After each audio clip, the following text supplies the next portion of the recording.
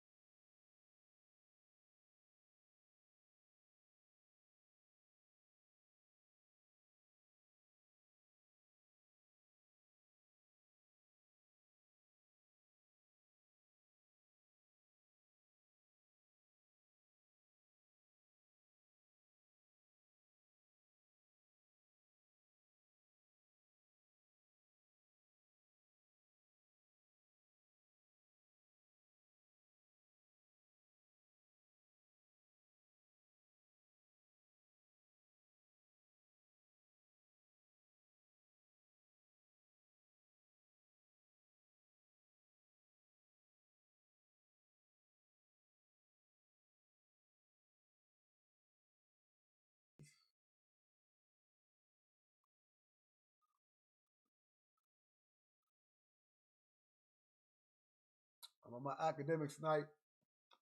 We on that. I might say some things that we don't need to be said. It's one of them lives. Make sure I get that membership up. Hit that membership, man. One time for the one time. You know what I'm saying? What's the deal? We going Suge Knight versus Eazy-E, man. Versus Eazy. Eazy. I'm getting my blunt together, sir. As we sit back, relaxing. Make sure I hit that membership. You get to put the emoji. Got the emojis out there for y'all and all that. You got the labels and all that, man. Come do it. You know what I'm saying? We're gonna be doing weekend lives for the peoples, man. We're gonna be doing weekday lives too, probably, because I'll be doing workout and all that shit. We're gonna do like the certain programs and all that. Y'all get everything first, and then I release it, you know what I'm saying, to the people after I see the journey, you know what I'm saying? Straight up. So y'all, you know what I'm saying? Y'all get everything first, man. Shout out to all the members and all that, man. Membership, man. You get everything, man. Get y'all emojis, get y'all badges, get y'all everything up, man. On everything. You know what I'm saying? Work with your boy, man. I'm trying to make some dough as we making dough. You know what I'm saying? As we sit back and chilling, you know what I'm saying? We'll run this little commercial for your boy. I got some people that tapped in with me from the they from the they didn't send it to me yet, but yeah, they gonna send it to me soon. They send me they'll send me the video and things and these natures and all that. You know what I'm saying? I'm getting my VIP session ready for my people on my membership that get VIP session and all that, get VIP status. I got, even for my commanders that got their own rooms, you know what I'm saying? I got my shit ready for them as well. I'm getting everything ready for them. So yeah, as we go with the memberships and as you get the levels up, we're going crazy, y'all. All right. Let me see what else we put on right now. I'm just getting my blunt together, bro. You know what? Let's get cracking, y'all. Let's get cracking. Get cracking, y'all. How y'all doing, man? Listen. Let's get Munchie B off there. If y'all ain't seen the earlier show, Munchie B, 20 versus 1. Great situation. You know what I'm saying? But this is Suge Knight, Eazy-E, man. Suge Knight, Eazy-E going up.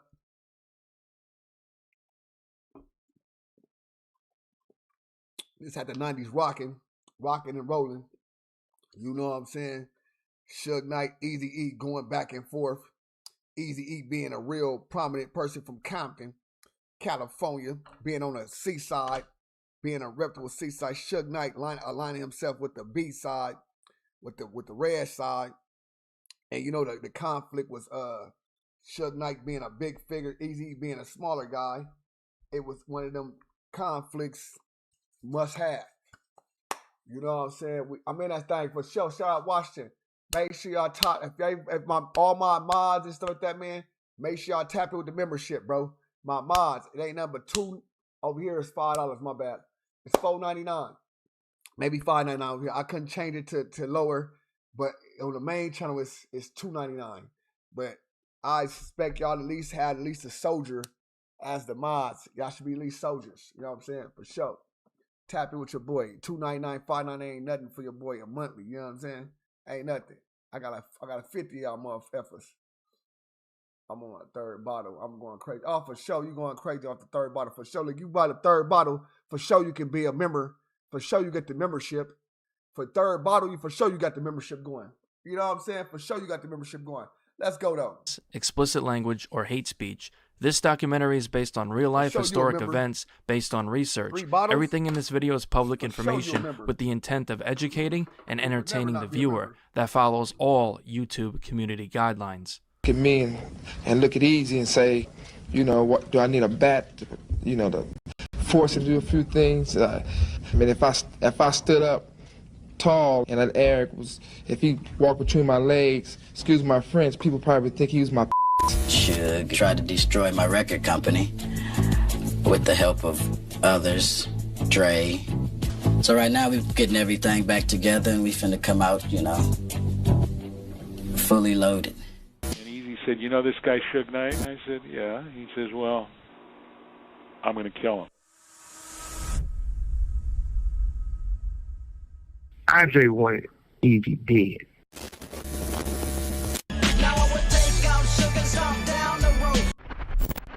See, Dre now works for somebody that used to work for him. And how he claims that Death Row is his, it's somebody else. It's a bodyguard that used to work for Dre. Mm-hmm. Dre now works for him. Bodyguard.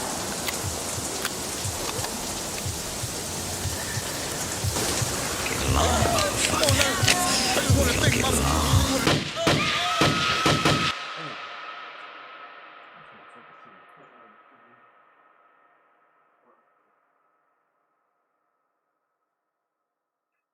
Psst, buddy boy, watch your back. In the 90s, Eazy-E and Suge Knight had a feud that escalated into both labels going at each other, spawning the Ruthless vs. Death Row beef. This beef got really serious, with lives being threatened on both sides. Before we get into this, I want to make sure y'all are subscribed to the channel, and if you want to watch this video early and uncut, make sure to head over to my Patreon and support the channel. For just $2, you get access to videos early, uncut, and uncensored. But without further ado, let's get into it.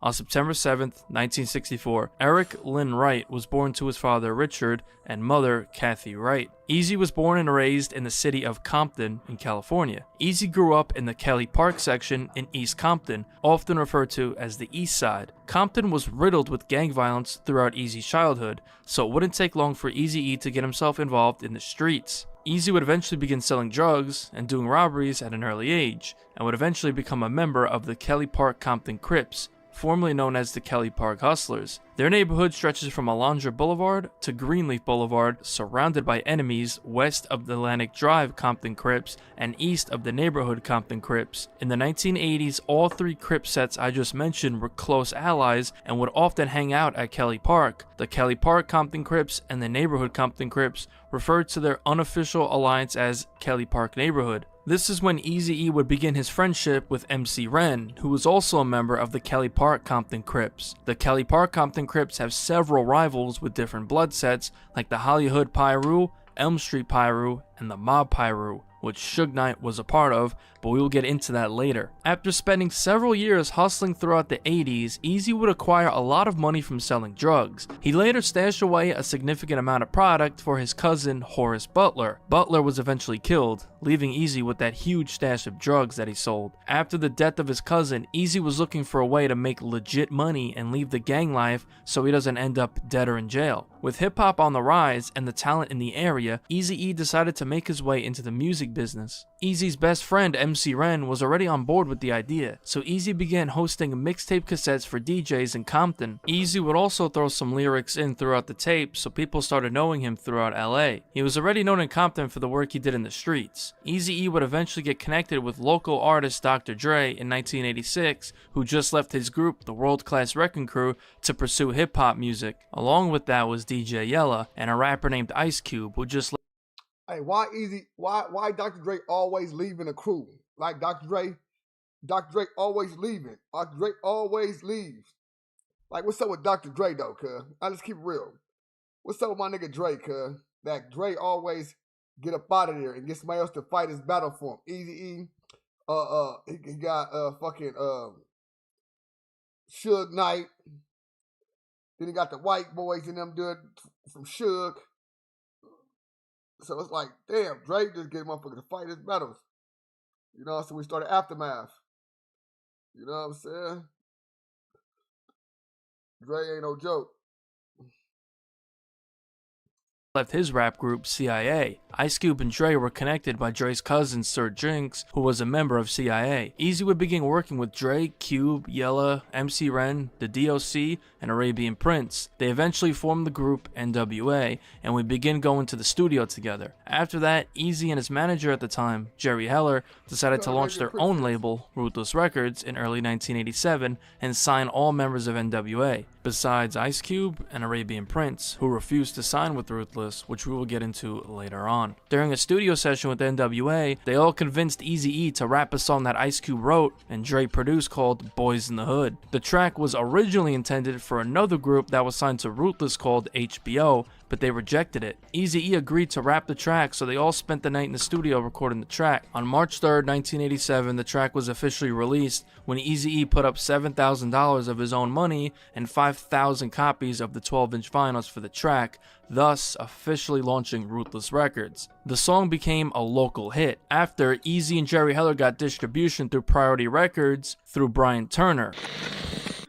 And my 6'4", jocking the freak, what up, clocking the dough, what, went to the park to get the scoop, what up, go hands out there, cold shoes, what put up, a car pulls up, who can it be, a brass council meter rolling kilo G, come on, started to say, it's all about making that GTA, cause the boys in the hood are always hard, you don't talk in that trash, we'll pull your car. The record would explode, selling well over 500,000 copies throughout LA. After that, Eazy-E and N.W.A would go on to be a massive success with the release of their compilation album N.W.A and the Posse later in 1987, Eazy-E's solo project Eazy Does It, and N.W.A.'s debut album Straight Outta Compton in 1989. At the peak of their success as a group is where problems would begin internally. It started with Ice Cube, who left the group after a dispute with Jerry Heller and Eazy-E, feeling as if he wasn't paid enough. Ice Cube did write a lot of N.W.A and Eazy-E's material, including Boys in the Hood, 8 Ball, and others alongside with the DOC. Cube's manager, Patricia Charbonnet, told Cube to look over the paperwork before signing to Ruthless. Cube refused to sign while at the Doubletree Hotel in Phoenix, Arizona, saying, in quotes, I said, I can't sign the contract because I don't know what's in it. I'm trying to have you get it to my people and you won't do it, so I need to see what's in that contract before I sign it.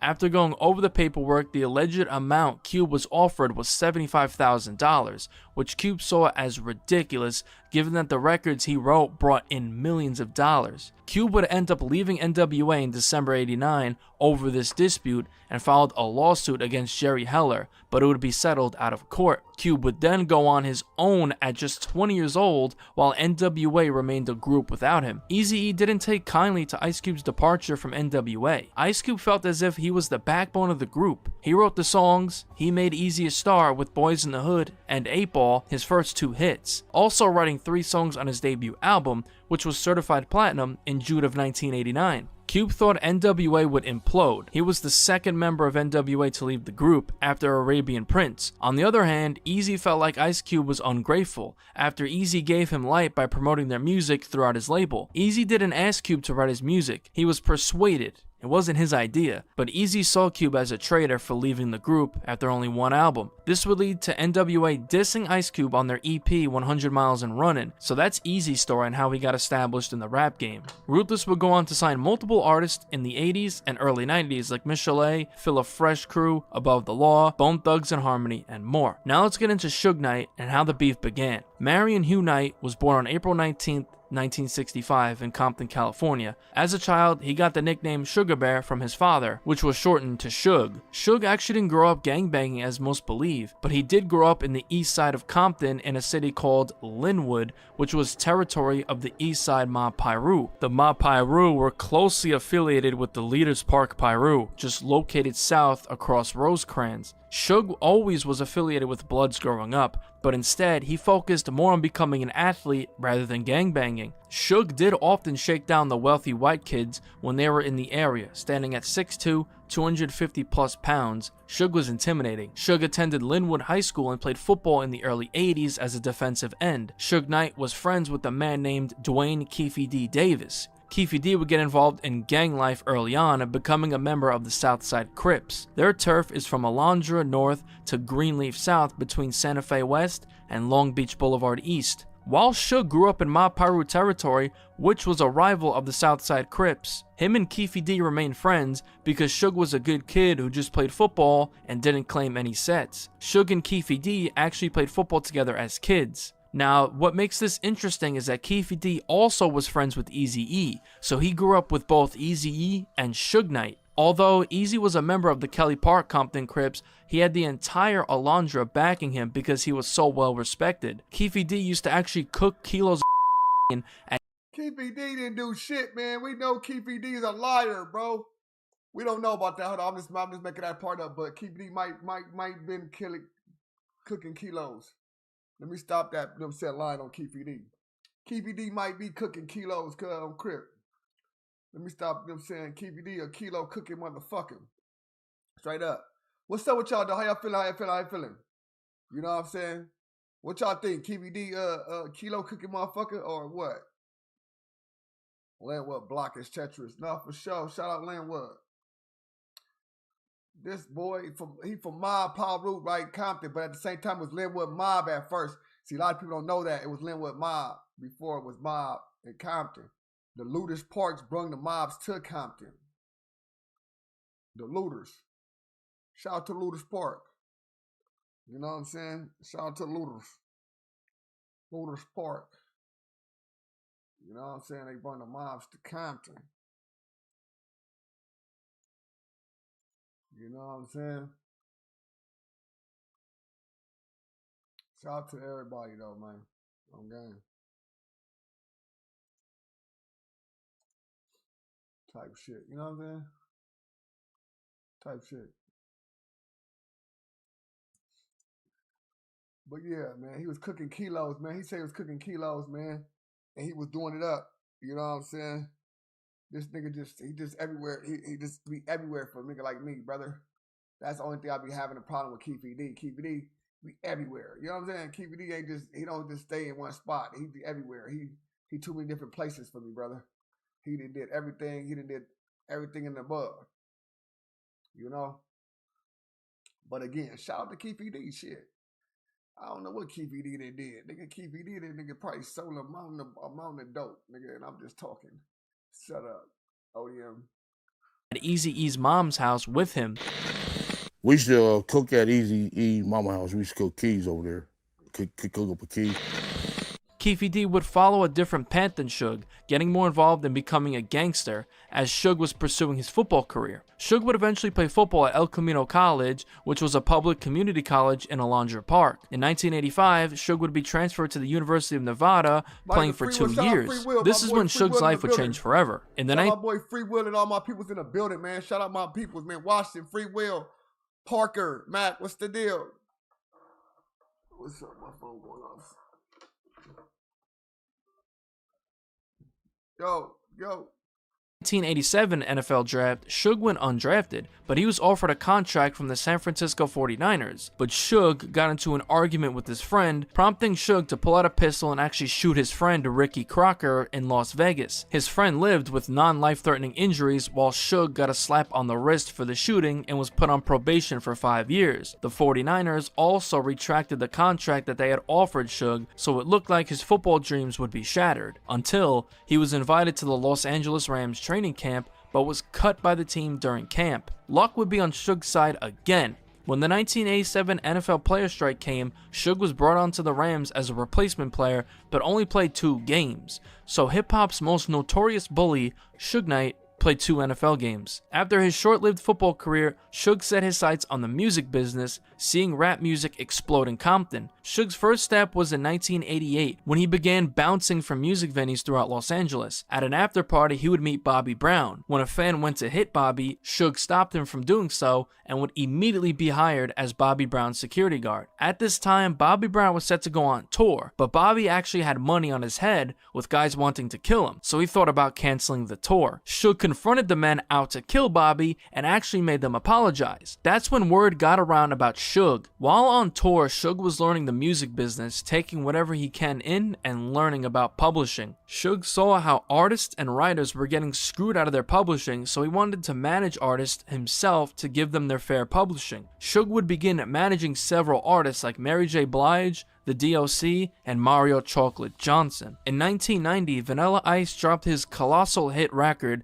Ice Ice Baby, which was the biggest song in the world at the time, selling millions and millions of copies each week. Mario Chocolate Johnson was Vanilla Ice's ghostwriter, and he was the one who actually wrote Ice Ice Baby. Chocolate and Vanilla Ice met at a nightclub in Texas. Chocolate was in Texas to help his father with the family business. The problems between them started when Vanilla Ice dropped his album To The Extreme on September 3rd, 1990. Chocolate was paid to write 5 records for the album. He came with 9 songs to choose from, but Vanilla Ice allegedly took all 9 tracks and credited himself as the sole writer. Suge Knight caught wind of this, so he started following Vanilla Ice everywhere he went with big bodyguards. Whether he was out eating or at his hotel, Suge was there with his bodyguards intimidating Vanilla Ice. Suge would end up getting Vanilla Ice to sign over the rights to his song Ice Ice Baby, but there's different sides to the stories. One side claims that Suge and his bodyguards came into his hotel without warning, and when he arrived, Suge and his guys were already there. Suge then allegedly brought Vanilla Ice to the balcony, making him look over to the edge, asking him if he knows how high they are. Then allegedly proceeded to dangle Vanilla Ice off the balcony by his ankles if he didn't sign the paper. The other side, which is the true side, is that Suge and his Vanilla Ice, Ice Baby. That's Ice Ice Baby, cuz. guys showed up and had a talk with Vanilla Ice about Ice Ice Baby, to which Vanilla Ice agreed to sign the paper. Chocolate, who was there during the incident, has confirmed himself that Suge never dangled Vanilla Ice off of a balcony, and that's just an old folktale. Now, instead of clearing his name, Suge liked the fact that people thought he was a gangster. It added to his reputation, and now Suge's name was getting around more. During this time, Dr. Dre was frustrated with Eazy-E and Ruthless Records because he felt as if he wasn't getting paid what he should have gotten paid. On top of that, Eazy and Jerry Heller became partners, but Eazy actually wanted to be partners with Dre, so Dre felt like more of a worker than a business partner. Eazy-E blames the N.W.A breakup on Brian Turner of Priority Records, saying, in quotes, "If Brian hadn't been involved, N.W.A would still be together. He was talking to Cube and Dre, telling them that they could do solo stuff with him and giving them checks under the table." Eazy also claimed that Turner did not give him a fair share of the money being made off Ruthless artists. That shit too. That doom doom doom doom doom doom doom doom doom doom doom Vanilla Ice Ice Baby. Doom doom doom doom doom doom doom doom doom doom doom doom doom. Yeah, Vanilla Ice Ice Baby. He brought to Priority, like the D.O.C. and Michelet. Suge and the D.O.C. wanted to start their own label away from Eazy-E and Ruthless because the D.O.C. was also frustrated with Ruthless. D.O.C. and Suge needed Dre on their team because they knew what a musical mastermind he was, so if they got Dre, they knew that this label would be a guaranteed success. Suge did what he was best at: bully his way to get what he wants. So he started showing up at the studio while N.W.A was recording. Dre would start hanging out with Suge more and being in the studio less, as the two were forming a friendship. Suge's mentality is whatever he wants, he goes and gets it no matter who's in his way. Eazy never liked Suge, and this is when tensions would begin brewing between them because he saw how Suge was showing up at the studio uninvited. Eazy felt some type of way about Suge trying to little man him because Eazy's a gangster. He's not going to take no BS from anybody, especially some football player who in his eyes was portraying the role of a gangster. Suge would keep showing up at Dre and Eazy's pool parties, video shoots, just everywhere, to the point that SHOUTOUT started to even question why this guy is even here. Suge eventually got Dre in on the idea of starting their own label, so now Dre, the DOC, and SHOUTOUT were all on board with ditching Ruthless for Suge Knight's label. There was one huge problem. All three artists were locked in a contract with Ruthless Records. Suge contacted Jerry Heller, asking for copies of Dre, the DOC, and SHOUTOUT's contract because anyone who signs a contract is entitled to have a copy of it. Jerry refused to let Suge strong-arm him into giving their contracts, telling Suge that they can't let Dre get his contract. Around this time, Suge Knight would start becoming affiliated with the Mob Piru, which is the blood set that was from his old neighborhood. Suge and his goons went to the Ruthless Records lawyer's office with baseball bats, demanding the contracts. Suge was able to get copies of their contracts through his gangster business tactics, so he immediately called a meeting at Dre's mansion in Calabasas to go over their Ruthless contracts. According to SHOUTOUT, they were getting 2 cents for each sale. Dre was pissed that Suge told him this, so he wanted out of Ruthless and wanted nothing to do with Jerry or Eazy for that matter. After finding out that he was getting paid not nearly of what he felt he deserved, Dr. Dre was all in on Suge Knight's vision on starting their own record label. Suge's good friend, Dick Griffey, who was the CEO of Solar Records, mentored him on how to start his own record label, and even let Suge have a studio space on the 3rd floor of their building. Dick Griffey and president of Solar Records, Virgil Roberts, were helping Suge pay his bills as well because Suge was struggling financially trying to get his record label up and running. Suge being broke needed a financial partner, so his attorney David Kenner introduced Suge to Michael Harry O. Harris. Harry O was a convicted drug dealer who had made millions in the drug game. Harry O had requested that David Kenner bring Suge to him after hearing that he was involved with Dr. Dre, so their meeting took place in the prison he was being held in. Harry O put up $1.5 million of his own money to set up his parent company named GF Music, which is short for Godfather Music. Death Row Records was then made a subsidiary of GF Music. Harry O was actually the one to come up with the name Death Row based on his situation in prison. The funny part about this is that Harry O and Suge Knight actually wanted to partner with Eazy-E before Dre parted ways, but Eazy-E declined the offer, saying that he's already established over at Ruthless. Suge came up with a plan to get Dre, SHOUTOUT, and the DLC released from their Ruthless contracts. In April 1991, Dre called Eazy to meet him at the studio to talk it over and patch things up. Not knowing it was a setup, because Dre is not a dangerous person, Eazy agreed and headed over to the studio. When he arrived, there was no sign of Dre, but Suge and 2 of his goons came out. They allegedly started jumping Eazy-E. Now this was all planned well because the recording studio is soundproof, so no one would hear what was happening. Suge asked for Eazy to sign the contracts, to which Eazy refused. Eazy wasn't backing down, but Suge pulled a piece of paper out of his pocket and handed it to Eazy. Eazy unfolded the paper, and it was his mother's address written down. Suge said that this is where they're going next if Eazy didn't sign, so Eazy-E signed the releases for their contracts. This rumor has been around for a while now that Eazy-E was jumped in the studio by Suge, but the other side of it is that Eazy-E was... Hey, do y'all think that works? People to jump in, go into the studio and try to beat somebody up and all. You think that works? Let me know if y'all think that works.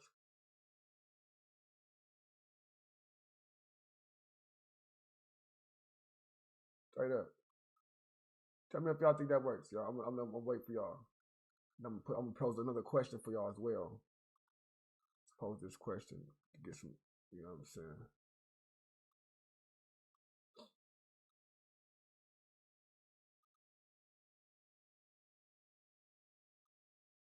You know what I'm saying? I'm getting more into this YouTube stuff, bro, and this Twitch stuff and all that.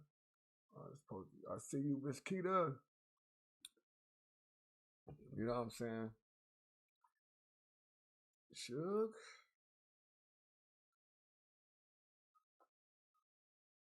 Easy. Start the poll. You know what I'm saying? Get that poll going. West side. Get them likes up for your boy, please. Anybody in here, y'all, man? I'm in here grinding with y'all, man. Get them likes up, bro. I'm gang. Get them likes up, man. I'll be out here grinding with y'all, man. Get them likes up, please. Never touched by anyone. Suge and his goons had Eazy-E at gunpoint to sign the releases. Both sides seem believable. Suge is the type of guy to set this up and jump Eazy to sign the release. However, Suge wasn't an idiot. He knew that if word got back to Compton, then Suge would have been wanted because Eazy-E had all the Crips backing him. Therefore, I believe the second side is that Eazy-E was set up, and it did happen, but he just didn't get jumped like the folktale claims he did. Eazy was never touched that night. No way Eazy-E would get jumped like that and do nothing about it. Eazy was an authentic gangster from Compton who wasn't scared of anyone. Eazy was smart. When signing the releases, he actually put down a fake signature to make it seem like he never signed the contracts to begin with. Eazy-E himself confirmed that this incident took place during his July 1994 interview with The Source magazine. They threatened my family, saying we know where your mother lives and shit. It was at this moment that the Eazy and Suge Knight beef had begun. Eazy-E always viewed Suge as Dre's lackey, who now is acting tough after he started becoming successful and aligned himself with the Mob Piru. This would also fully kick off the Eazy-E and Dr. Dre beef because although tensions were rising, it was just business and Eazy-E never actually had a problem with Dre. Even during the beef, Eazy-E would give Dre's props and actually play Dre's album The Chronic on his radio show because he really liked it. Eazy knew Dre was harmless and would keep the beef on wax. Suge was the one who was the gangsta backing up Dre. Eazy felt betrayed that Dre set him up. Many people still don't know this. Dre set up Eazy to get confronted by Suge that night. Immediately after this incident, Eazy called his lawyers, and on behalf of Ruthless Records, a lawsuit was filed under the RICO Act.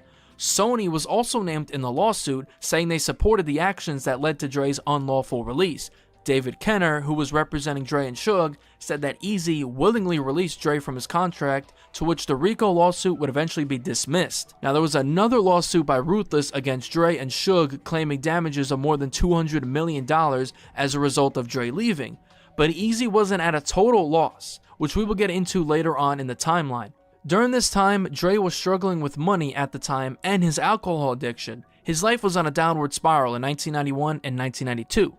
His relationship with Miss Chalet was falling apart due to Dre's alcohol problem, so he was desperate to get his career rolling. Eazy actually planned on killing Suge Knight after this incident. He had a murder plan ready. He was going to go to Suge's house at night while everyone was asleep with silenced weapons and take out Suge along with everyone in the house to leave no witnesses. How this motherfucker know? How this motherfucker know? Did Suge say that? Or this motherfucker just made that up out of the blue? How did he know that Eazy was trying to get Suge? You know what I'm saying? How did this motherfucker know, y'all? Eazy called Jerry Heller and said that he wants to kill Suge Knight because he thinks Suge is a real problem, to which Jerry Heller talked him out of killing Suge Knight, but later says that he regrets talking Eazy out of doing it because Eazy wasn't all talk. He would have did it no matter the consequences. Jerry Heller later revealed this in a later interview. And Eazy said, you know this guy Suge Knight? I said, yeah. He says, shit. well, I'm going to kill him. He said, this guy's going to be a problem, and I think I should kill him. Yeah. Hey, motherfucker! Hey, what's up, Eazy? And you want to kill this guy? He would have done it for sure, by himself. Do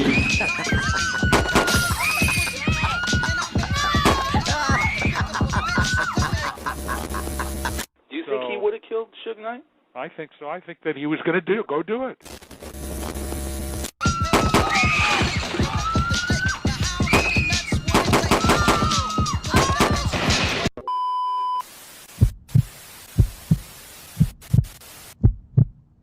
Psst, buddy boy, watch your back.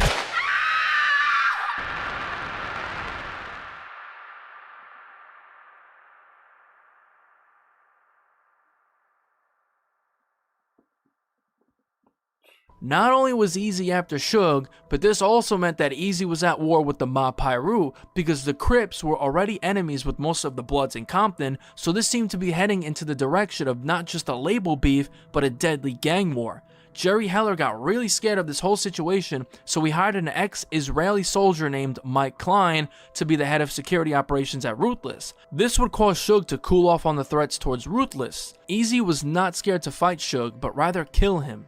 There is a story of Eazy-E once knocking out a 300-pound guy at a video shoot with one punch, so Eazy can throw hands, but he rather just silenced Suge. Eazy and Mike Klein became real close because Eazy liked his Rambo mentality. The first thing that Klein told Suge was that if he ever comes back, he would chop him up and put him in dumpsters all over the city. He also told Suge that if he ever comes to the office uninvited again, he would leave in a box. Everyone had guns. Even Jerry Heller was strapped. There were guns in all of the rooms at Ruthless Records offices. It was like a I ain't playing with Suge. Everybody make Suge like he the biggest, baddest motherfucker in the world. Eazy wasn't going for that, bro. Eric Wright was not going for that, bro. I'm Eazy motherfucking E, brother. Eric motherfucking Wright Sr., brother. Compton, Crips. Stand with me. Alondra, Crip Street. Stand with me. Come on, brother. Mafia movie. Eazy-E showed a journalist of The Source magazine a wall of guns at one of his houses in Norwalk, California. He showed this off to the journalist in hopes that he would write about it to let Suge know that he is strapped and ready for war. In February 1992, Suge celebrated the launch of Death Row with a launch party at a famous restaurant in Beverly Hills, Chasen's. This would help Death Row get some more notoriety and announce big things to come for the label. Suge had it set. He had his writer in the DOC and Dr. Dre. The ball was starting to roll for Death Row. Hey, get him out of here. NAC Blank, get that C Blank out of here. Get him out of here, y'all. He gotta go. Hide him. While the ship was starting to sink over at Ruthless, Dre's stepbrother, Warren G, played Dre a cassette tape of a rapper from Long Beach named Snoop Dogg. Warren G being from Long Beach and Snoop being from there as well, they went back. In 1990, they formed the rap trio 213 along with Nate Dogg. Snoop grew up in Long Beach, surrounded by Crips. He became a member of the Rolling 20 Crips on the east side of Long Beach. The Rolling 20s were located off of the Pacific Coast Highway from 10th Street South to 21st Street North between Magnolia West and MLK East. Right. Snoop began selling drugs out of his mom's house in his teen years, but after the house was shot up, his mother would eventually find out about what Snoop was doing. After finding out her son is a drug-dealing gangbanger, she kicked a young Snoop Dogg out of the house. Snoop never took rapping too seriously, just enjoyed doing it as a hobby, ever since he was in the 6th grade. Snoop and his childhood friends Nate Dogg... That's a fact. He was not bigger than the program. He would never be bigger than the program. That's a fact. It's a fact. And Warren G would form the group 213 and recorded some tapes. But after Warren G played Snoop's cassette for Dre, his life would change forever. Dre contacted Snoop to potentially sign him to Death Row in 1991 and appointed the DOC to teach Snoop how to structure lyrics and separate the themes into verses, hooks, and choruses. After that, Dre and Snoop would begin working together, and on April 2nd, 1992, they dropped their debut track, Deep Cover, for the soundtrack to the movie Deep Cover. This would be Dre's debut single as a solo artist since his split from N.W.A. and Snoop's first appearance on a record release. Deep Cover became an instant classic, and fans were now ready for Dr. Dre to emerge as a solo artist. As Death Row was off to a great start, Ruthless had to go through a complete rebuild after losing their biggest artists. Around this time, Eazy-E became close friends with an up-and-coming rapper named Tupac. Pac had already dropped his debut album, Tupacalypse Now, in 1991 through TNT Records. Salute, appreciate it. Appreciate it, love. You already know, Dice 3 for sure. Big ups, audio for sure. Appreciate the love, bro, for sure. Can y'all please double tap the screen, like the video, please. I didn't get my likes up, man. I know I ain't even checked yet. Let me get the likes up, man. Let's get more than 100. Records, which was a West Coast-based hip-hop label. We got the for the membership.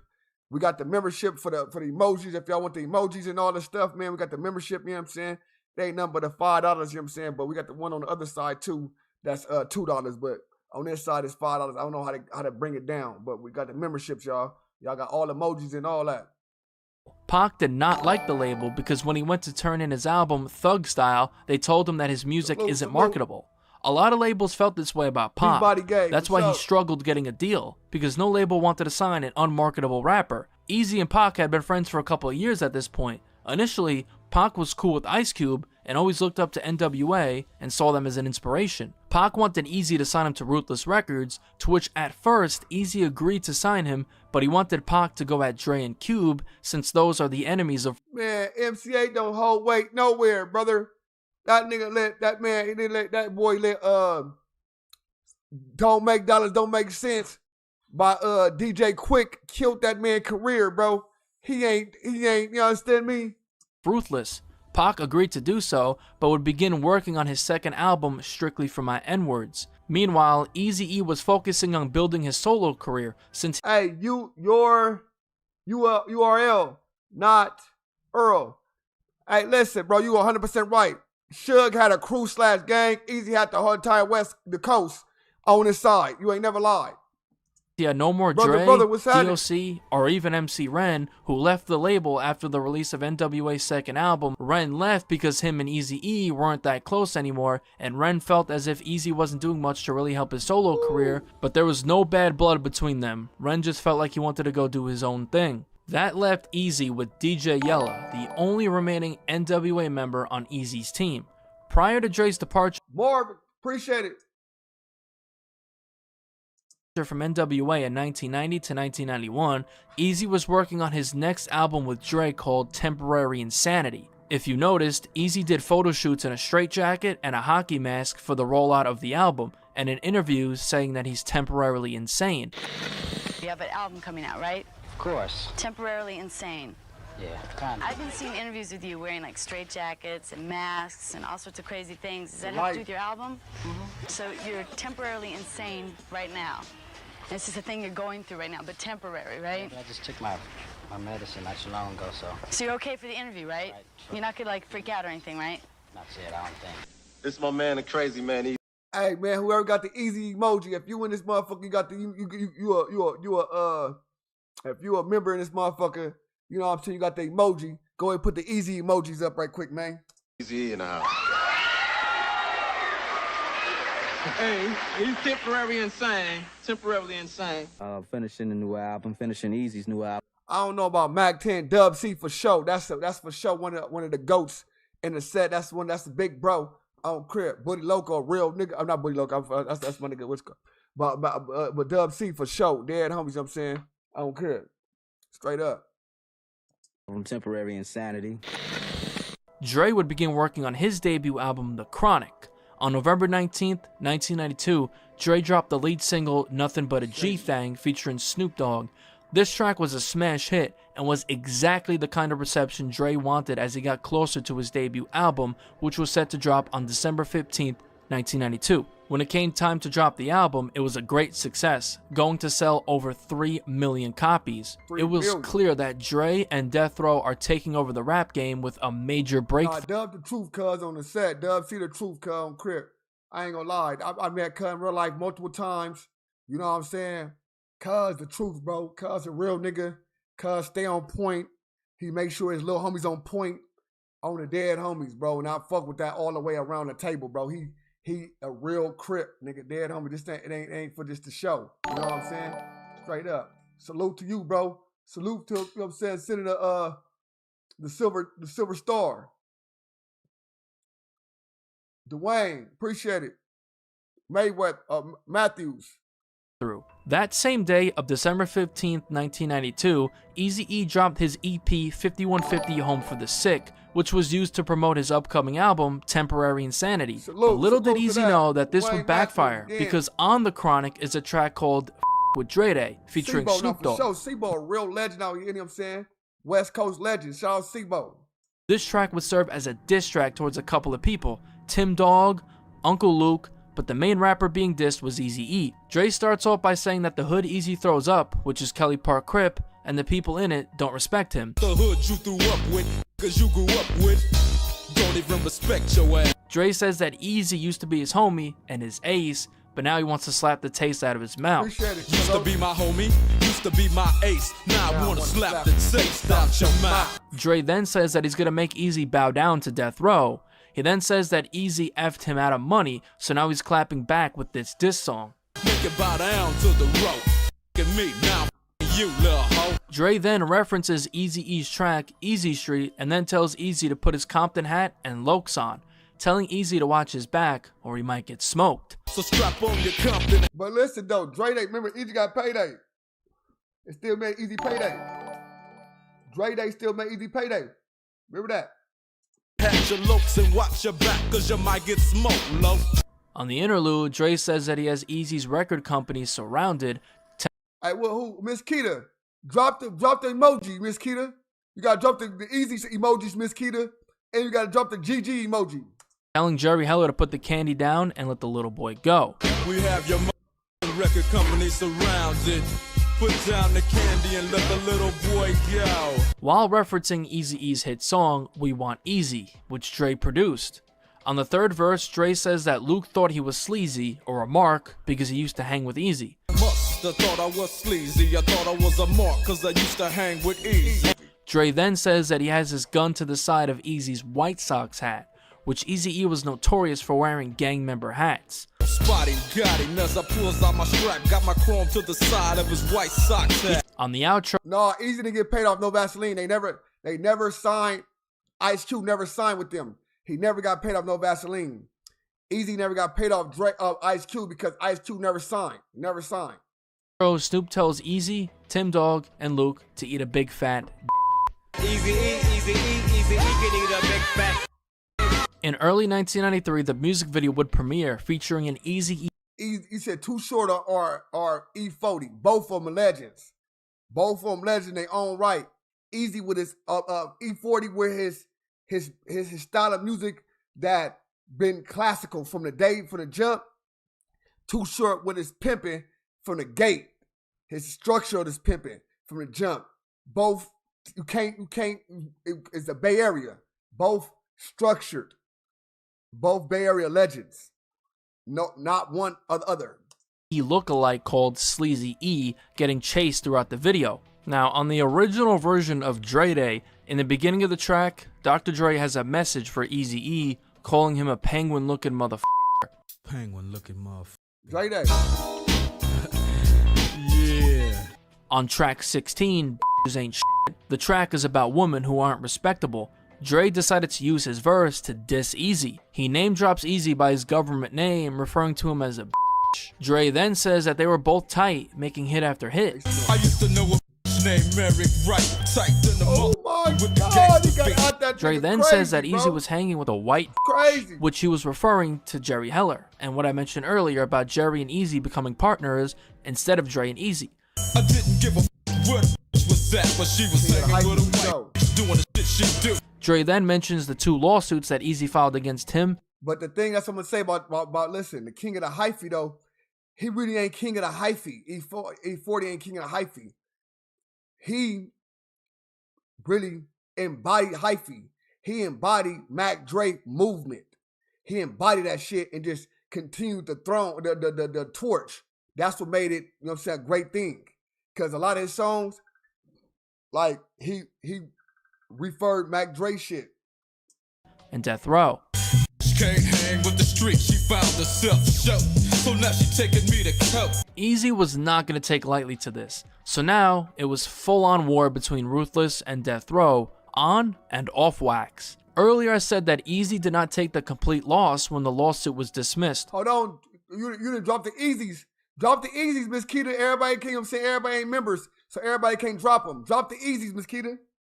Well, now that comes into play. On December 3rd, 1992, Ruthless Records made an arrangement with Interscope Records. Ruthless assigned their rights to Dre as an exclusive artist and producer over to Interscope. In return, Interscope agreed to give Ruthless a certain percentage of royalties they make off anything Dre works on for Interscope. Basically, Eazy was getting paid for the diss records Dre made on him, so this was a chess move by Eazy. I can talk about him all day. I mean, you know, I make money from Dre and Snoop, so it don't matter. Meanwhile, in February 1993, Tupac dropped his second album, Say Ice Cube. Strictly for My N-Words. This is when Eazy-E would cut ties with Pac when he saw that Ice Cube appeared on the album. After Pac agreed to diss him for Eazy, Pac went to Eazy-E's house asking him to sign him, to which Eazy opened the door and said no, then closed the door. That was the end of that. Eazy then completely scrapped his second album, Temporary Insanity, to work on a diss album towards Dre. In 1993, Eazy would do a complete overhaul over at Ruthless, signing new talent like Bone Thugs and Harmony, Gangsta Dresta, and BG Knockout. He tried signing DJ Quick a couple years back in 1990, which he was good friends with. Quick signed with Profile Records instead, but later regretted the decision when Eazy-E offered him a $1 million advance to sign to Ruthless. Eventually, Profile Records sent a cease and desist to Ruthless. How amazing would it have been if DJ Quick signed to Ruthless? But these two would have ended up bumping heads because DJ Quick is close friends with Suge Knight ever since the late 80s, and in 1993, they would be in talks again. Suge was even credited as the executive producer of Quick's third album, Safe Plus Sound. Maybe this was Suge's way of trying to get back at Eazy, since DJ Quick and Eazy were good friends, and Quick decided not to sign to Ruthless. Anyways, despite Dre's success with his debut album, The Chronic, 1992 was not a good year for him. Dre was in legal trouble from ongoing cases, one for assaulting Dee Barnes, a former Fox TV rap talk show host who claimed Dre assaulted her in January 1991. Dre was fined $2,500 and sentenced to 240 hours of community service and 24 months probation. Also dealing with the racketeering lawsuit filed by Ruthless, which I discussed earlier. Dr. Dre was also dealing with issues with his drinking problem, and his relationship with Michelle was falling apart. Plus, Dre was getting treated badly on death row. It became a very toxic working environment. As Suge's money got longer, he started hiring the Mob Piru. Eventually, death row security was just all Mob Pirus. Dre couldn't work comfortably, being surrounded by a bunch of Bloods at all times. And Snoop being a Crip, him and the Dog Pound weren't going to get along with the Mob Pirus Suge had hired. Dre also was convicted for drunk driving in 1991, so his legal troubles were just getting out of hand to where he was close to facing jail time if he doesn't cool off. Somewhere along the lines, Dr. Dre was also shot. According to Warren G and Snoop Dogg, Dre's life was falling apart. His relationship, his work environment, his legal trouble. Yeah. So the story is that Tupac fucked with Snoop Dogg fucked with Pac. That's the story that was different than what he accounted with discredit Snoop when he said that he told Suge to go get Pac. You know what I'm saying? And Suge went to get Pac. And alcohol addiction were all taking over his life. While Eazy-E was on top of the world, making millions of dollars, rebuilding his label, making money off of N.W.A.'s previous albums, his own work, his artists that he was signing, and anything Dre and Snoop does, Eazy-E seemingly had all the power. Dre and Suge did not like this, because they wanted Death Row to be the #1 label on the West Coast and in the world, so they saw Ruthless as competition. Suge knew that if he tried to make a move on Eazy, then Eazy will most likely just kill him on sight. Suge wasn't scared, but neither was Eazy. It was a dangerous combination of two guys who had power, money, and gangsta intentions. Less than a month after Dre dropped The Chronic, on January 10th, 1993, Dre was driving drunk in his 1987 Ferrari throughout Beverly Hills when he actually led the police on a chase. After being caught, he failed a field sobriety test and had a blood alcohol level of 0.16, which is twice the legal limit of 0.08. While his protege, Snoop Dogg, also found himself in trouble with the law. In 1993, Snoop Dogg would be charged with first-degree murder. Snoop got into a heated altercation with rival gang members in August 93 outside of his apartment. Snoop and his homies hopped in their Jeep and circled the block with their windows down, taunting the gang members. One of the gang members, named Little Smooth, reached back for his .380 on his waistband. Snoop's homie Malik saw this, so Snoop ducked whilst Malik fired from the Jeep, killing Little Smooth. Snoop and his homies fled the scene, where a warrant would be placed on Snoop Dogg for a suspected murder. A couple days later, while the police were looking for him, Snoop decided that he was going to turn himself in, but first he performed at the 1993 MTV VMAs alongside Dr. Dre, and after the show, he turned himself into authorities, where he would be charged with first-degree murder. Snoop would be released on a $1 million bail, and his trial wouldn't actually begin until 1996. While Death Row was going through all these legal troubles, Eazy thought that Dre and Snoop were doing all this to make themselves look like gangsters and live out a fantasy, as E explains it. Well, we from Compton and Long Beach, they don't get along with each other. See, like people in Compton really don't, claim Dre as being from Compton, and they don't claim Snoop from being from Long Beach. What? So it's like, it's still a whole little gimmick he got. It's not real. N.W.A is no more as far as I'm concerned, unless it's on death row. If you're not getting treated right in the place, you're not going to stay there, That's all that was. I guess they didn't respect my talent, So now they're suffering the consequences. Eazy-E, you're dropping like a brick, boy. See ya. Have you and Dre ran into each other on one-on-one? Yeah, Dre stays right around the corner from me, but when he sees me, he ducks his head because he's scared to face me. Who could rap a song and don't remember Bible verse?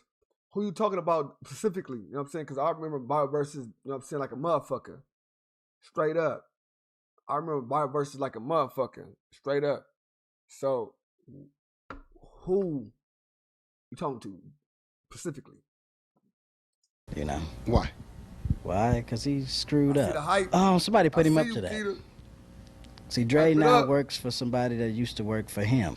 And how he claims that Death Row is his, it's somebody else. It's a bodyguard that used to work for Dre. Mm-hmm. Dre now works for him. So he all screwed up. Then it was like a little threatening and a little everything. It got kind of serious. Mm-hmm. Where it got so serious with Dre, he owed these people so much money that he burned his house down. He ended up getting shot because he owed money, and he got nothing but problems. You see all the other problems he having now. On the road, they canceled his tour, and then Snoop was involved in a drive-by shooting. Is that true? Yeah, that's true. He out on bail right now. But hey, good luck, brother. I didn't force him into doing nothing. Eazy is a gangster.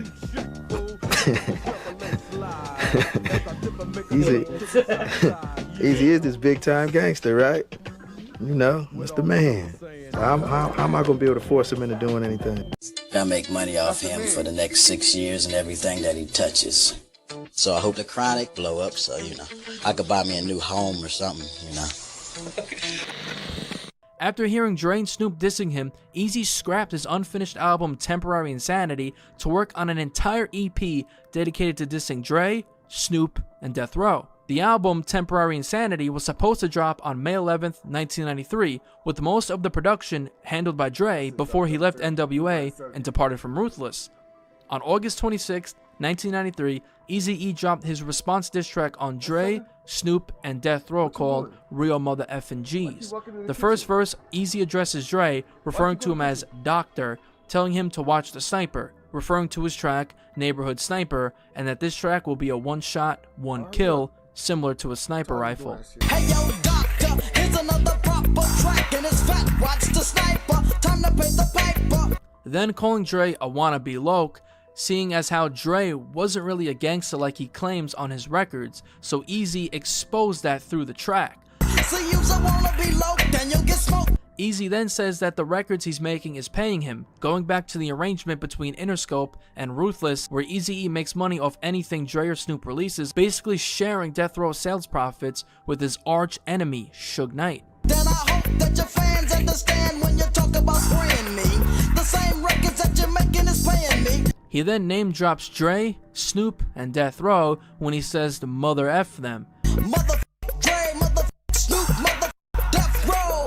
Yo, and here comes my left blow. You're like a kid, you found a pup and now you're dapper, meaning that he found a pup, as in Snoop Dogg, so now Dre thinks he's dapper, which means to be in accordance, basically saying that he thinks he's a G now, that he has Snoop by his side. Then asking Dre where he found an anorexic rapper, obviously referring to Snoop and his thin appearance. You're like a kid, you found a puppy, now you're dapper, but tell me where He then says that it's funny how Snoop talks about fighting and shooting, but he's only 60 pounds when he's... All them motherfucking things right there that she's putting out, they're part of the membership, man. Tap in with the membership, man. You know what I'm saying? Wet and wearing boots. Obviously we an exaggeration, but still funny. Hold on. We just hit 6,000 subs. Man, shout out to that. We just hit 6,000 subs on the second page. Salute to everybody that subbed it up for the second page and all that, man. Appreciate it. Make sure y'all tap in with the ODM Slim Show as well. Odium Slim Show as well. That's why I do all my reactions and stuff, man. Make sure y'all hit a comment over there and all the things, man. It's your boy, man. You know what I'm saying? We grinding. Talking about who you go squabble with and who you shoot. You're only 60 pounds when you're wet and wearing boots. Dresta comes in commenting on how they try to fade E on Dre Day, but Eazy-E once again acclaims that Dre Day meant Eazy's payday, which is a huge W for Eazy in this beef, making this public that he makes money off of Dre dissing him. Damn, E, they tried to fade you on Dre Day. But Dre Day only meant Eazy's payday. E is saying that Dre is now a G thing, a reference to his track Nothing But a G Thing. My boy, you already know, shout out to the Twitch side on game. My boy got the, you know what I'm saying? He got his badges up. Thing, but when Dre was on the world-class Wrecking Crew doing techno music, he was a she thing. In the music video, Eazy-E showed old untouched photos of Dre from his days in the world-class Wrecking Crew, of him wearing makeup and dressing fruity. This was all new to many rap fans at the time who thought Dr. Dre was actually this hard gangster from Compton, when in reality, it was all an act. All of a sudden, Dr. Dre is the G thing, but on his old album covers, he was a she thing. The second verse is done by Dresta. He says that Dre is soft, but portrays the role of a gangster, but Dre hasn't broken a law in his life, but every time he raps, he talks about gangster stuff. Ain't broke a law in your life, yet every time you rap, you yap about the guns and knife. Now you can say that this line about Dre never breaking any laws is false, because I just went over Dre's legal issues, but it's misinterpreted. Dresta is referring to Dre actually being in the streets, getting convicted for selling drugs or doing robberies, etc. So in that case, he is correct that Dre has never been arrested for anything gangsta related.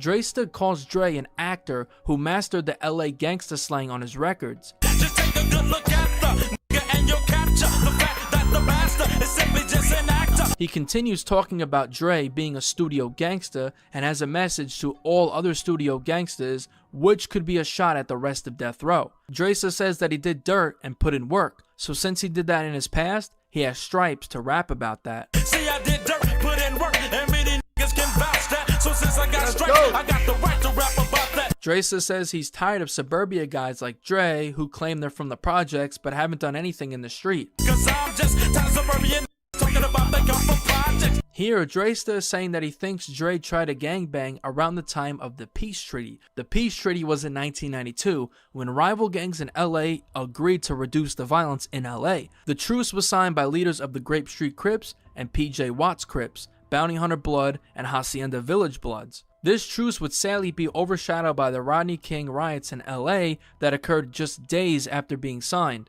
Dresta is saying that Dre dropped his album The Chronic in 1992 and began acting like a tough gangster when the truce was signed. Dresta clowns Dre for wearing khakis while he raps and says that he tries to sag them pretending to be a G but floods at the same time, meaning his pants rise like high waters. He also says the word mob, which could in fact be a subtle diss towards Suge Knight and his mob Pyru. Wearing khakis and mob while you rhyme little trying to say, but you're flooding at the same time. Gangsta Dresta and his brother BG Knockout were actually members of the Nutty Block Compton Crips. Their gang is located on the west side of Compton. Their neighborhood runs from Central Avenue to Wilmington between Greenleaf and Alondra. Dresta closes out the verse saying Dre's neighborhood doesn't accept him and he's scared to go and kick it in Compton because they don't respect him either. And your set don't accept you.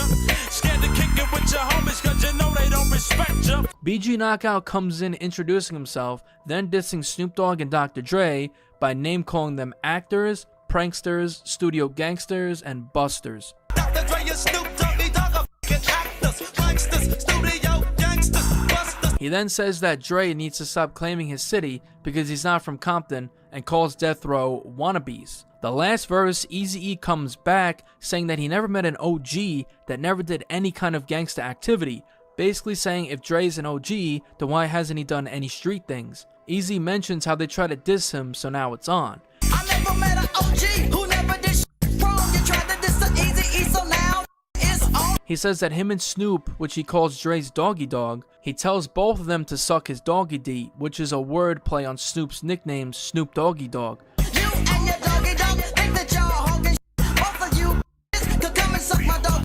Eazy then brings up when Dre assaulted D Barnes, saying that beating a woman doesn't make you anything, but some people think it makes a man.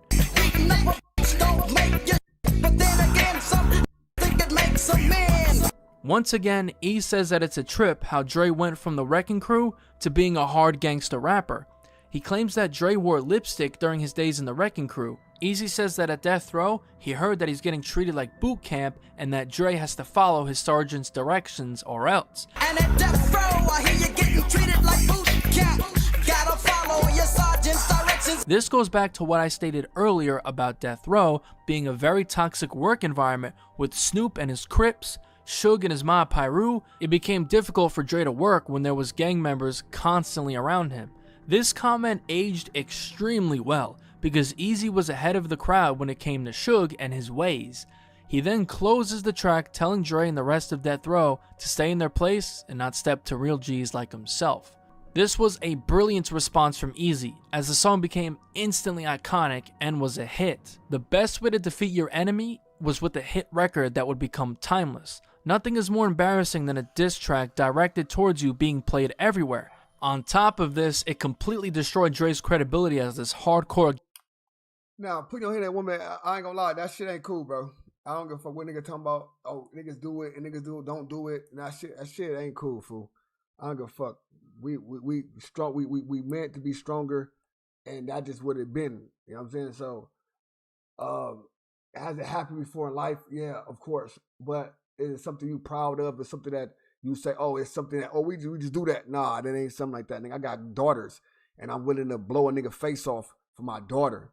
You know what I'm saying? Straight up, pure point blank. I got sisters. I got nigga baby mothers and wives and whatever, nigga, to defend for the rest of my life.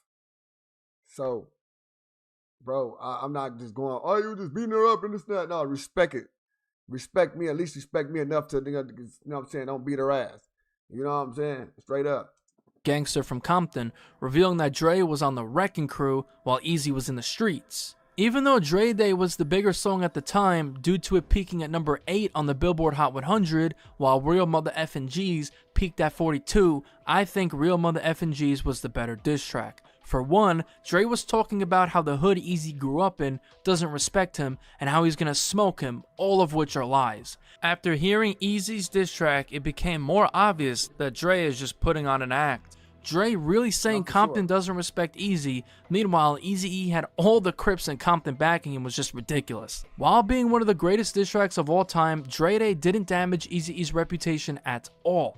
You can't try and say Eazy is a buster like Dre, whilst Dre used to wear makeup and do techno music. Nowadays, it's more accepted to be a fraud in hip-hop, but back then, authenticity was everything. If you were a phony, you were ruled out. The only reason why Dre wasn't completely doomed was because of just how talented he was. People didn't really seem to care he was a fake gangster like the mainstream audience. However, that doesn't change the fact that Eazy exposed a lot the general public didn't really know about Dr. Dre at the time while making a timeless classic. For that, I think Eazy-E won by default. What else was Dre gonna say about Eazy? More lies? Trying to say Eazy's a fake gangster with no proof at all to back it up? Eazy also had Dresden and BG Knockout on his record, two gangsters from Compton that look intimidating. Dre had Snoop, who was an official Crip from Long Beach and very well respected, but unfortunately, Snoop doesn't intimidate anyone. Eazy showcases that with his disses, saying that Snoop looks anorexic and that he shouldn't be talking about fighting and shooting when he weighs 60 pounds while being wet and wearing boots. These lines crush Snoop's chances at looking intimidating to Eazy. Snoop couldn't even pull the height card on Eazy because if you remember earlier, there is a story that Eazy knocked out a 300-pound security guard. What makes you think Eazy couldn't have done the same to Snoop, and the streets knew that Snoop couldn't dare step to Eazy on a street level.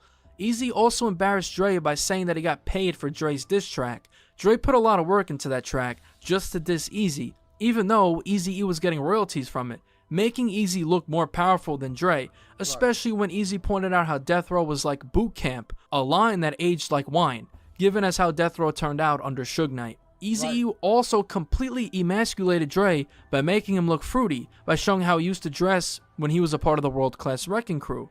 Another rumor about Dre was that he was gay, to which Eazy was the one who really shed light on these rumors with Real Mother Effin' G's. On all accounts, Eazy won this portion of the beef, and seeing as how Dre never responded again, makes Eazy-E the clear winner. What was Dre gonna say or do that would hurt Eazy? That's a fact, bro. You have a choice. You are allowed. That's a fact. And I feel the same way, brother. The way that Eazy hurt Dre with Real Mother F and G's. One more factor I want to bring up will show further proof that Eazy won.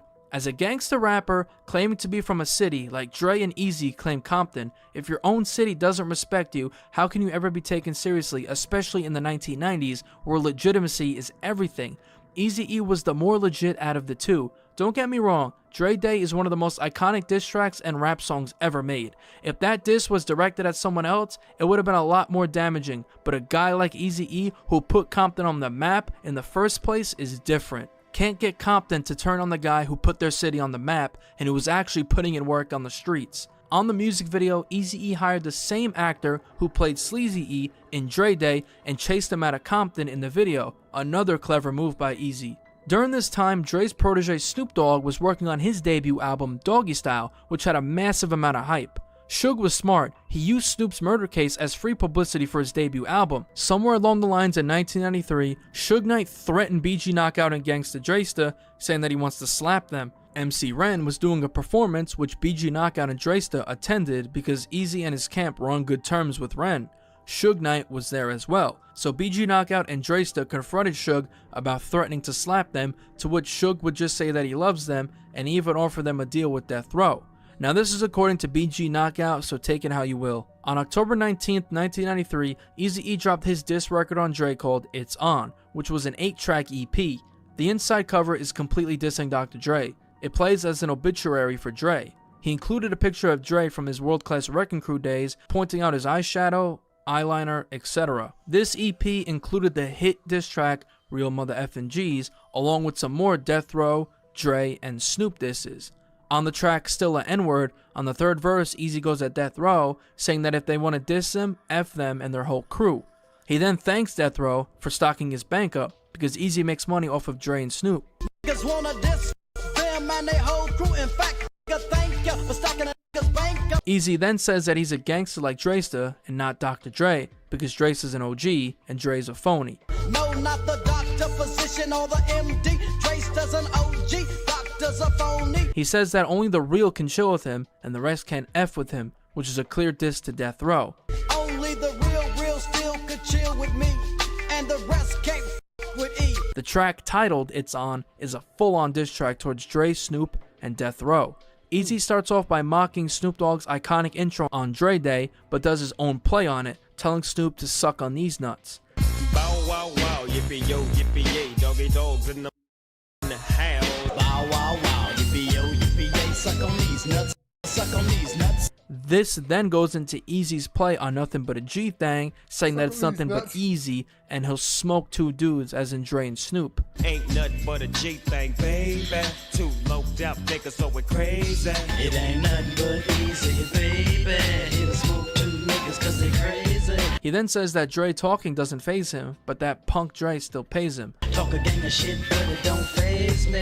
That punk nigga Dre still pays me. Eazy starts verse 1 by addressing Dre, calling him a prankster and a storybook gangster. References Dre's time in the Wrecking Crew in '86. Hey, Mr. Prankster, prankster, storybook gangster. Back in '86, you wore the pumps and mascara. Eazy says that once a bitch, always a bitch, but now Dre switched from being in the Wrecking Crew to being a gangster. He then calls Dre the F slur who wore a stethoscope that now sags his pants trying to act like a G. But once a bitch is older, bitch, and now the fucking switch. With the stethoscope, now you sag. Eazy says that Dre thinks he's a bigger man for body slamming women like D Barnes. Comments on how Dre now sports khakis and lokes, similar to how he dresses, basically saying Dre is a wannabe Eazy. Body slamming makes a Dre a bigger man. Khakis, putting lokes in a G-ride. Asking Dre what set he's from, then references Rip Van Winkle, which is a story published in the 1800s about someone who fell asleep and woke up 20 years later in a changed world. So Dre basically fell asleep in the Wrecking Crew, then woke up and decided to be a gangster. What set you from punk? What set you from ride? Rip Van Winkle sleep nigga woke up and became a G. Eazy says that Dre doesn't impress him and references his album The Chronic, but refers to it as Bionic, the name of one of the world-class Wrecking Crew songs, He's Bionic. Smoke a little sherm, now you call it The Chronic. So what y'all think? Who won that battle though? You think Eazy-E or Dr. Dre won that battle? Who had bigger diss tracks? Because Dre Day was as a Mac, even though Eazy won off Dre Day, who had bigger tracks? The second verse starts off with Eazy dissing Snoop, saying that he went to the cupboard to get Snoop Dogg a bone. Oh, Eazy-E went to the cupboard to get Snoop Doggy Dogg a bone. He then says, here's another G, but says more letters in the alphabet because he's claiming the term G lost its meaning with Dre and Snoop. Here's another G, or should I say a H, a I, a J, a K, a L, O, P? Eazy then does a wordplay on Snoop's part on Nothing But a G Thang, where he calls Snoop broke, and how he talks about smoking easy but won't do it. It's the capital S-O, yes, I'm fresh and double O-P, D-O-double-G-Y, D-O-double-G, you see. P for the wussy whooping broke as a joke, talking about you wanna smoke, the E to the A-Z-Y. Then shouts out the east side of Compton where he's from, and that Snoop doesn't want to try. Nigga, this is east side, Snoop Doggy Doggy Dogg, you wanna try? Says that he has more juice than puppy water, a clear reference to Snoop Dogg, and says that he's gonna toss Snoop in the trunk with the other punk, meaning Dre. First I'm gonna choke it, then I smoke it, then I'm gonna toss you in the back of my trunk with the other punk. Says that he's smoking death row like a Philly blunt. Smoking death row like I smoke a Philly blunt. Verse 3, he continues going at Snoop, saying that people in Long Beach never heard of him, and people from Compton aren't down with Dre either. From the LBC, they never heard of your G, and niggas from the CPT ain't down with DRE. He says that Snoop and Dre can fool the East Coast and Midwest to believe that they're gangsters, but in LA, it won't work. You can fool the people on the East Coast and the Midwest, but in LA, you still ain't passed the test. He says that he can tell a P when he sees one, and references Dre wearing lipstick in the Wrecking Crew, suggesting Dre to change his sex and occupation as a rapper. See, I can tell a when I see one, Dre wearing lipstick, that mean you had to be one. Just 11 days later, on October 30th, 1993, Snoop Dogg dropped his debut single, Who Am I? What's My Name? As a way to introduce himself to the world. This would serve as the lead single to his upcoming album, Doggy Style. The track would explode, peaking all the way to number 8 on the Billboard Hot 100, making Snoop the hottest rapper in the world as everyone awaited his debut album. On November 23rd, 1993, Snoop Dogg dropped his debut album, Doggy Style. The album was an instant classic, selling over 800,000 copies in the first week, reaching number 1 on the Billboard 200. Snoop Dogg made history, having the highest first week sales on a debut album from a hip-hop artist ever. This record would eventually be broken by 50 Cent in 2003 with Get Rich or Die Trying. Surprisingly enough, there were no actual disses by Snoop on Doggy Style, besides maybe the fictional radio host for the Dog Pound, Ricky Harris, hosting the fictional radio channel W Balls. Yeah, man, make sure y'all know it's a 7-day free trial on the memberships, y'all. So make sure I tap in on 7-day free trial. 187.4. His nickname is Easy and the Jackoff Hour, so that could be a jab at Eazy-E. The Dog Pound is the duo of Daz and Corrupt, two Crips. Daz from Long Beach and Corrupt is from South Central LA. Daz is affiliated with the. Hey, so is that skit directed to Eazy-E? This your boy Easy Dick, and you in the Jack Off Hours. Oh, is that skit directed to Eazy-E? Easy Dick. Oh my God. Rolling 20s, similar to Snoop, whilst Corrupt is affiliated with the Rolling 60s neighborhood Crips. Being as Snoop didn't really diss Eazy on Doggy Style, after Eazy just dropped an all-time classic diss track, Real Mother Effin' G's, and an entire EP dissing them, this Ruthless vs. Death Row war was looking one-sided by the end of '93. Eazy-E and Ruthless were clearly winning the beef. That didn't stop Death Row from selling exponentially more records than Ruthless, but then again, the only reason why Death Row even got big was because of Suge stealing. Alright, I'm just saying, it's your boy Eazy in the Jack Off Hours. Who was Easy Dick then? Easy Dick. Ooh, when I met you last night, baby. Before you open up your gap. What was that? An Easy Dick. Eazy's artists. Eazy was getting paid from their success, so I'm pretty sure this was also seen as a win for Eazy. He was even promoting the Chronic on his Ruthless radio show because not only was he making money off it, but he genuinely liked the album. If you think Eazy lost the war because of how big Death Row was at the time, you're mistaken, because after Doggy Style, Death Row would be on a downward spiral. Eazy dissed Dre and Snoop so bad that they had no comeback ever since Dre Day. They haven't dropped a response. Meanwhile, Eazy is dissing them on live television and multiple diss songs. Eazy single-handedly destroyed Dre's street credibility in a time where your legitimacy was everything. Fans started seeing Dre as a phony, given that one of the most respected gangster rappers of all time just exposed you with evidence that you were never a gangster, you were a techno dancer who was only acting tough to sell records. Eazy-E was gearing up to drop his next project, which was called Straight Off the Streets of Mother Effing Compton 1 and 2, as it was set to be a double album. Eazy announced the album on the inside cover of the It's On EP. On December 3rd, 1993, Eazy was doing an interview at Radioactive where he spoke on his beef with Dre and Death Row. How did you hook up with Dre? Because I understand that you... With Dre? I mean, I've been knowing him for a while, but you know, Dre was in that world-class wrecking crew. Right. Where they used to do their love right. song. That was a big hit here in Philly. And everything and all that, you know. Well, how did you hook up and how did you... Well, I seen him at some club and he had on this sequence dress. And I was like, man, hey, you know, you got to get out of that stuff. Right. So you brought him into the hip hop thing, or you changed his appearance rather. He licked his balls though. But yeah, I tried to put him in something else. Okay, in the black, in the. No, he was rocking sweatsuits and flooding pants tapered at the bottom. I tried to get him in khakis and everything, but you know, he finally jumped in them as time went on. Okay, well, as a group, N.W.A, so millions and millions of albums. Do you think you guys will ever get back together? I mean, business-wise, it'd be a great thing to do. Yeah, business-wise it will be, but as long as Dre has Suge, you know, on his back, I don't think he'll do it. In 1994, something crazy would happen. Dr. Dre and Ice Cube would reunite for the first time since Cube's departure from N.W.A in 1989. The two actually plan on dropping a joint album in '94 called Helter Skelter. At the time, Dre was working on his second album, The Chronic 2, A New World Order, Papa's Got a Brand New Funk, which was set to release in 1995 or 1996. The Helter Skelter album would end up being scrapped due to conflicts surrounding working schedules and label disputes, and also Dre's legal issues, which we will get into. One of the tracks from the album, Natural Born Killers, would appear on the soundtrack for the 1994 short film Murder Was the Case. In 1994, Death Row really started falling apart. Suge and Dre weren't seeing eye to eye anymore. On top of that, in August of 1994, Dr. Dre was sentenced to 5 months in jail after pleading no contest to his drunk driving charges from January of 1993. Dre was set to enter jail on January 10th, 1995, but under a furlough work arrangement, he would be allowed to go back to his home in Calabasas in his home studio to record and produce records. This caused the cancellation of the joint album with Ice Cube. This is also when Snoop and Dre really weren't that close anymore, as Snoop and the Dogg Pound would begin working away from Dre, letting Daz handle a lot of the production for the Dogg Pound's debut album, Dog Food, and Snoop's next album, The Dogfather. The rap world began turning on Dre. Fans and critics saying that he fell off because of how long it was taking him to drop his next album. Also, like I mentioned earlier, losing the beef to Eazy-E really hurt Dre's reputation, especially at a time where it was at an all-time low. The general consensus was that Dre fell off.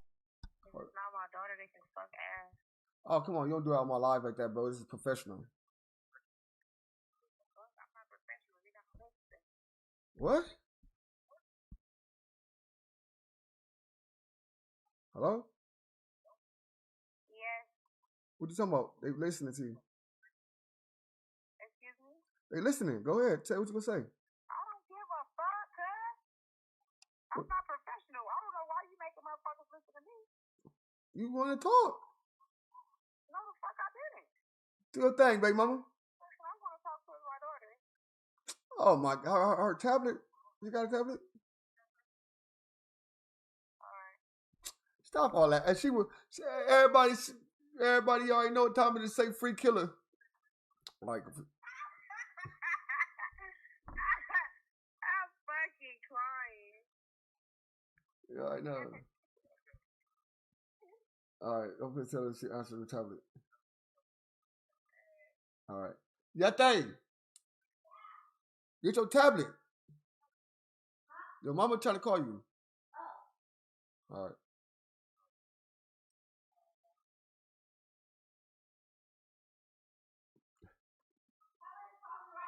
It's all right, tell her. He hasn't dropped since '92 with The Chronic. Shout out Dre's to a my nigga perfectionist. Black Bone. He's known for taking a long time when making beats to perfect it.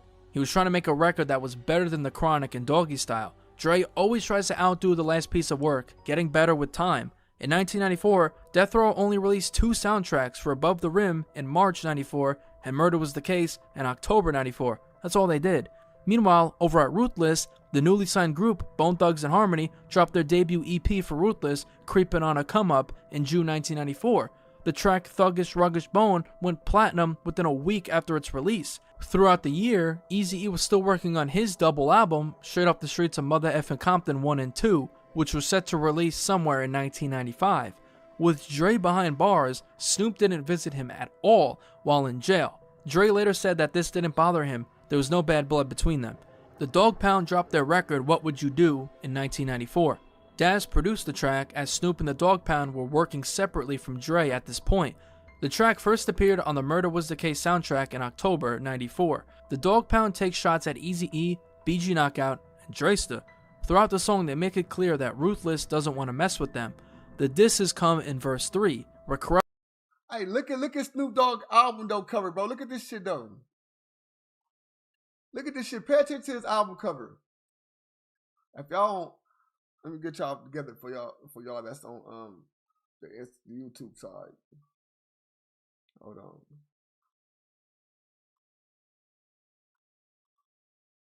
You see that, bro? His real name, he's dead.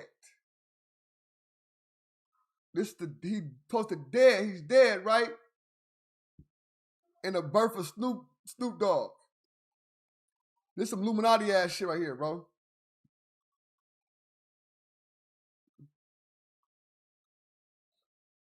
This is Illuminati shit right here. Straight up. Dead homies. Mess with them. The disses come in verse 3, where Corrupt called Ruthless stupid mother effers, saying that they can't F with his crew. You stupid mother can't F with my crew. I see.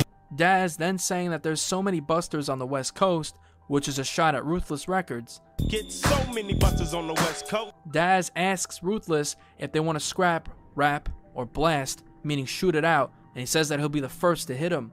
You want to rap, scrap, or blast, cause the nigga Daz, I'll be the first one to hit him. Daz then name drops BG Knockout, saying F him and everyone down with him, because BG Knockout, being from Compton, really hated Long Beach. Oh yeah, fuck BG Knockout and every nigga down with him. Corrupt says that there's a lot of people who are trying to mess with his crew, then saying, for instance, those Ruthless fools. He then says that if Ruthless was in a room with the Dog Pound, they'll empty out the 38 clip on him. These ruthless fools in a pound in one room, so let's conversate, slip it 38 then dip, empty out the clip. In late 1994, while Eazy-E was doing his Ruthless radio show, the Dog Pound would call in, and they would get into an argument live on the air. Who's on the phone? That's Dad. Who was that on the phone? We got Corrupt, the DOC, Slim Capone, Enemy. Okay, can I... Say what you gotta say. Don't get on the phone tripping. Say what you gotta say without cussing. Now speak. Hello, are you there? Hello? Hey, what's up, cuz? Hey, this Corrupt, and, you know, all that y'all be, you know what I'm saying, talking, we ain't even on all that level, man. This whole conversation is still, there's too many problems on the streets to be all on the radio talking to gangsters and all that silly stuff. You know what I'm saying? Is on missions to make money. But Corrupt. But check about this. If this is Corrupt, number one is, who set it off? You set it off. All right, I set it off, and I talk about people who set off something talking about me, and they ain't giving up the real. Because I'm giving up the real, because that's what I am. Hey, my homeboy DOC right here giving us the whole real. Well, I know what's up with DOC. I talk to him all the time myself. You don't talk to Doc. The Doc don't know you. Come on, fool. You probably ain't even Corrupt. I'm Daz. Anyway, Daz or whoever, you probably ain't even him. Because if Daz or Corrupt is real, they'll come down to the show and be on the show, on the Ruthless radio show. When you can sell 1 million records, you come talk to me. Who? You. Dad, you talking to the wrong fool. You talk to the wrong fool. Nigga, I just sold more records than you than ever. Okay, did you get paid for it? I bet you ain't seen $1 million. You ain't seen $1 million, so that's letting you know you don't even make 25 cents a record. You ain't selling, so don't say you paid. Well, how are you, Easy? 30 years Don't matter how old I am. Just get straight with Tracy. That's what you need to do. So you need to get on some other stuff, because we talking about what's real. You get your shit straight with Tracy first, then you can talk. Please stop cursing on my show. What I got straight with Tracy is straight. So now, don't even try to jump on that. Let's get back onto the subject of being real and not being real. Because being real, I never see you in Compton. You ain't been in Compton. The poor ass nigga. Hey, check this out. That's real. That's real. Okay, hold on 1 second. That's real. Now what's up, nigga? Yo. Practice what you preach. He's a boss. Practice what you preach. And when you speak about Ruthless. Not for sure. Murder Was a Case, yeah, he sold his soul. He said, the eternal life and forever. When I was the G that I was, my eyes closed. Murder was the case that they gave me. Murder. He said, never have I wanted, I never have I need. This West, I say, I would take forever for me to walk again. But anyway, you know what I'm saying on the set. D-O-double-G-L-B-C-D-N-E. Hey, was trying to get a... Yo, when you just hello? Hey, check it out. I can shut it all down now. What's up? Here's 6-0. Hey, what's going on? I got love for the 6-0. I got love for the 6-0, but that don't have nothing to do with it. I got love for your punk ass. All right. Hey, was trying to get a word in here. Hey, go ahead. Hey, what's up, Dad? What's up, hey, what's up, man? It's Havoc, man. Who? Havoc South Central Cartel. What's up? All right, Ace, go ahead. Say what you were going to say. Hold on, let Ace say something, please. Hey, I think I can turn up. I'm down right now, the joint. Hey, let me tell you how it is. Y'all jumped into something that didn't have nothing to do with y'all. Whatever is going on has something. I'm telling all my mods, man, y'all gotta, you know what I'm saying, y'all got a couple of days, man. Y'all gotta get y'all membership up, nigga. I'm tripping. With me, Dre, and whoever else. It don't matter. Okay, if it don't matter, don't matter. It's on. On October 31st, 1994, Halloween Day, Eazy-E was live on Ruthless Radio, where he would premiere a scathing, haunting diss track to the Dog Pound and the rest of Death Row called What Would You Do?, which was a play on the Dog Pound's hit song What Would You Do?, where they diss Eazy and Ruthless. This track was just a full-blown threat to Death Row. On the intro, Eazy starts off by calling Death Row the studio gangsters of the 90s, inside the minds of real G's. Inside the minds of real G's, Death Row is looked upon as the studio gangsters of the 90s. He then says that Death Row's 5 minutes of fame are up. Eazy then does the more commanding you get, you know what I'm saying? The higher you get on the totem pole, the more you can your pull is, you know what I'm saying? And people that's high on the totem pole, I don't want to hear nothing from nobody else. Like, hey, man, no, why he doing that? He high on the totem pole. You know what I'm saying? He's a member. He one of the members that's they perk as being a member. They perk is to do what the fuck they want to do sometimes. Sadistic laugh as this scary, haunting beat plays while he threatens Death Row. He then starts off by calling out the Dog Pound Crips, asking them if they want to scrap, which was a direct response to the Dog Pound's lines on their track What Would You Do? If you want to rap, scrap or blast. So what up, Dog Pound Crip? You want to scrap? Then saying, what will I do? Which is him answering the Dog Pound's question, what would you do? Now what would you do if you with me on my crew? Now what will I do? Let's see. Then proceeds to tell them what he would do. He then name dropped Suge by name, saying that he would take out Suge and stomp down the row. This would be the one and only time Eazy-E actually dissed Suge Knight by name on a record. That's what makes this diss track crazy. There have only been a select few people who were brave enough to call out Suge by name, let alone threaten to take him out like Eazy did here. E then says that since Dre is a bitch, to pimp slap that. Now I would take out Suge and stomp down the road. Since Dre is a pimp slap that hoe. Then Eazy says that he's seeing doubles, which means he sees both Corrupt and Daz. He calls the Dog Pound two dogs in a huddle. Now I'm seeing doubles, oh man, two dogs in a huddle, oh goddamn. Does a wordplay on Daz's line on his verse from The Day the N-Words Took Over off The Chronic, telling him not to run or I'll smoke him. Now diggity diggity Daz, I biggity biggity blast, don't want smoke that ass. Then telling Corrupt not to set trip by claiming Long Beach when he's a rolling 60s Crip from South Central. Now Corrupt, don't even set trip, yelling Long Beach 6 blood and puppy pound Crip. Then saying that Corrupt has his nuts on his chin while he's all in his Philly. Now here, Eazy-E is doing a wordplay on the blunt rapping brand Philly while referencing Corrupt's birthplace of Philadelphia. Got my nuts on your chin while I'm all in your Philly, ho. Telling him to test their luck and beat his ass. Now call him Corrupt. Eazy's really going at the Dog Pound here for dissing him on What Would You Do and the radio call-in argument. So come with it, fool, and test their luck and I beat the now call me Corrupt. Eazy then goes at his next target, Snoop Dogg, references Snoop's line from Stranded on Death Row, Who Am I? and G's and Hustlers, where he says that he's creeping through the fog, referring to Snoop as Big Dog Blue, saying he has his 9mm killer hunting a dog named Snoop. Hey yo, stepping through the fog and creeping through the smog. Then I step through the fog and I creep through the smog. I come creeping through the fog with my sagging deuce. Now I'm creeping through the fog, yeah, Big Dog Blue. Got my 9mm killer hunting a dog named Snoop. E then does his play on Murder Was the Case, saying he'll smoke death row, even your boo-boo and your baby, which is a direct play on Snoop's song, Murder Was the Case. I can't die, my boo-boo's about to have my baby.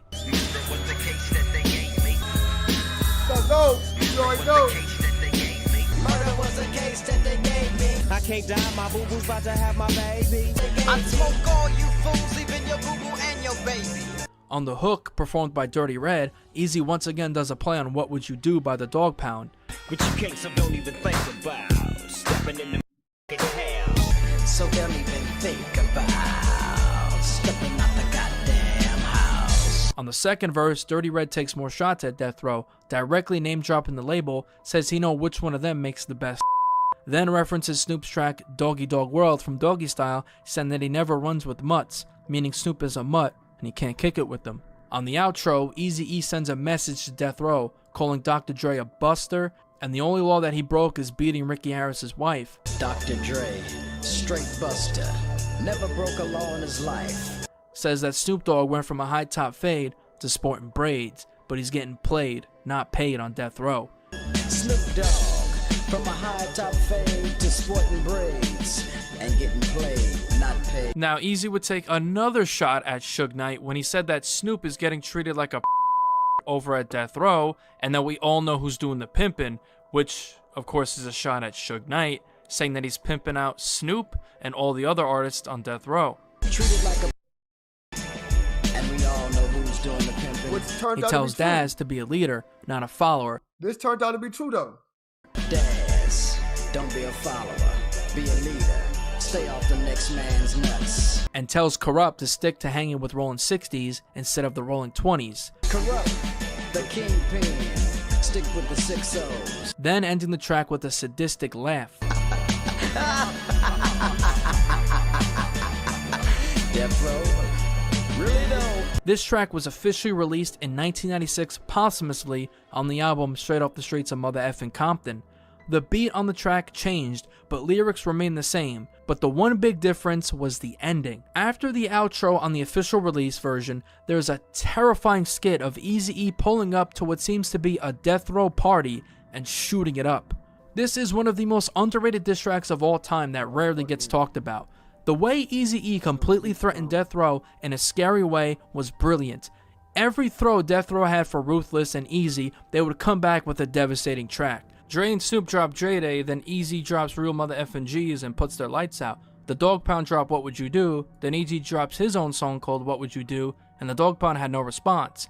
Eazy-E was dominating this beef on all accounts. Now these weren't the only tracks where Eazy-E did Snoop, Dre, and Death Row. Throughout 1993 and 1994, Eazy-E recorded several songs taking shots at Dre, Snoop, and the rest of Death Row, all which would be released posthumously. 1, 2, 3 into the 4. Snoop Doggy Dogg and Dr. Dre is at the door. 1, 2, 3 into the 4. Easy eat with the chrome to your dome. Everybody, memberships and all that, man. You get memberships and all that, kid, and good looking. Appreciate everybody. Hello. From the days of one's a buster. I got some out of bounds from the pound off of MLK.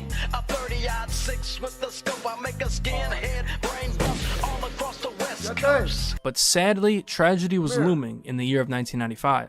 As 1994 came to a close, an N.W.A. reunion was actually on the table for the former members, but this would be on hold because in early 1995, tragedy struck. On February 24th, 1995, Eazy-E was at the studio when he would step out to the hallway, violently coughing and wheezing, so he was taken to the hospital. On March 16th, 1995, it was publicly announced to the world that Eazy-E was diagnosed with AIDS, and Eazy would make a public statement.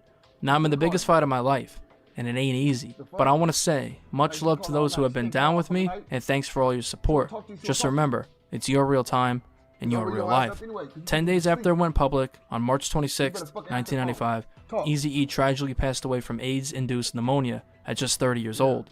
On April 7th, he was buried at Rolls Hills Memorial Park. After this, the war between Ruthless and Death Row continued. BG Knockout and Dre-Sta would ultimately leave Ruthless Records to sign with Outburst and Def Jam. On August 15th, 1995, BG Knockout and Dre-Sta dropped their album Real Brothers, and on this album they made an entire diss track aimed at Death Row called DPGK, which stood for Dog Pound Killers. This diss track was a response for the Dog Pound's disses on What Would You Do. The track starts off with BG Knockout saying that they're going to serve these marks from the Dog Pound Killer. Dre-Sta opens up with the first verse saying that he's going to butt Corrupt, Nate Dogg, and Daz. Then saying to tell the whole Dog Pound, he said, F them. Shout out to Tia too, because she just gifted a what's called it too, a fucking membership, man. Y'all can gift memberships as well. You know what I'm saying? That's, you know what I'm saying? Y'all have to send them $5 in super chat. Just gift memberships. Perfect.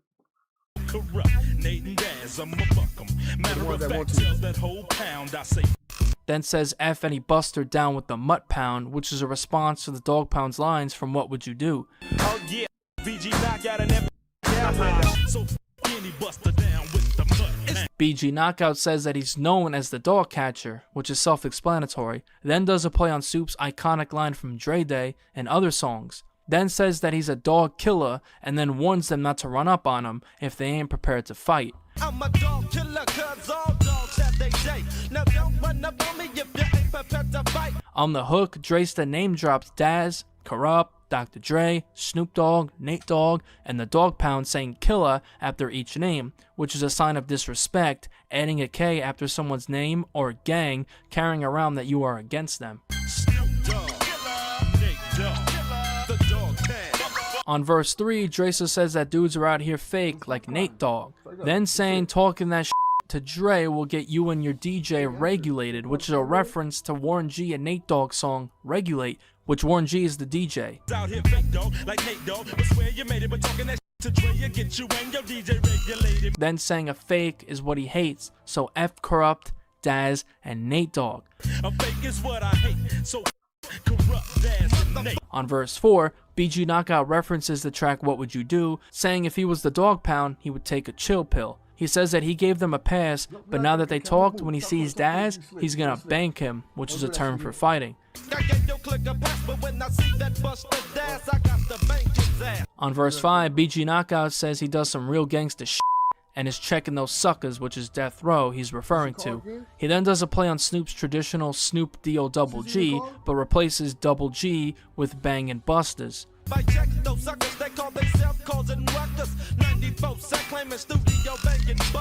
Verse 6, Dre-Sta pays homage to Eazy and says the DPG, Dog Pound Gang, doesn't want to see them, then saying CC, which stands for Compton Crip, then saying that they're nothing but marks. Much love to the Eazy-E, CPT, and DPG. Don't wanna see you fools ain't. He then says that Daz will find his ugly self in a smashed trash bag. Daz, go around and find your ugly smashed in a trash bag, fool. And says that you wannabes are gonna be laying if they keep effing with Compton. Then closes the verse by reiterating that they're Dog Pound killers.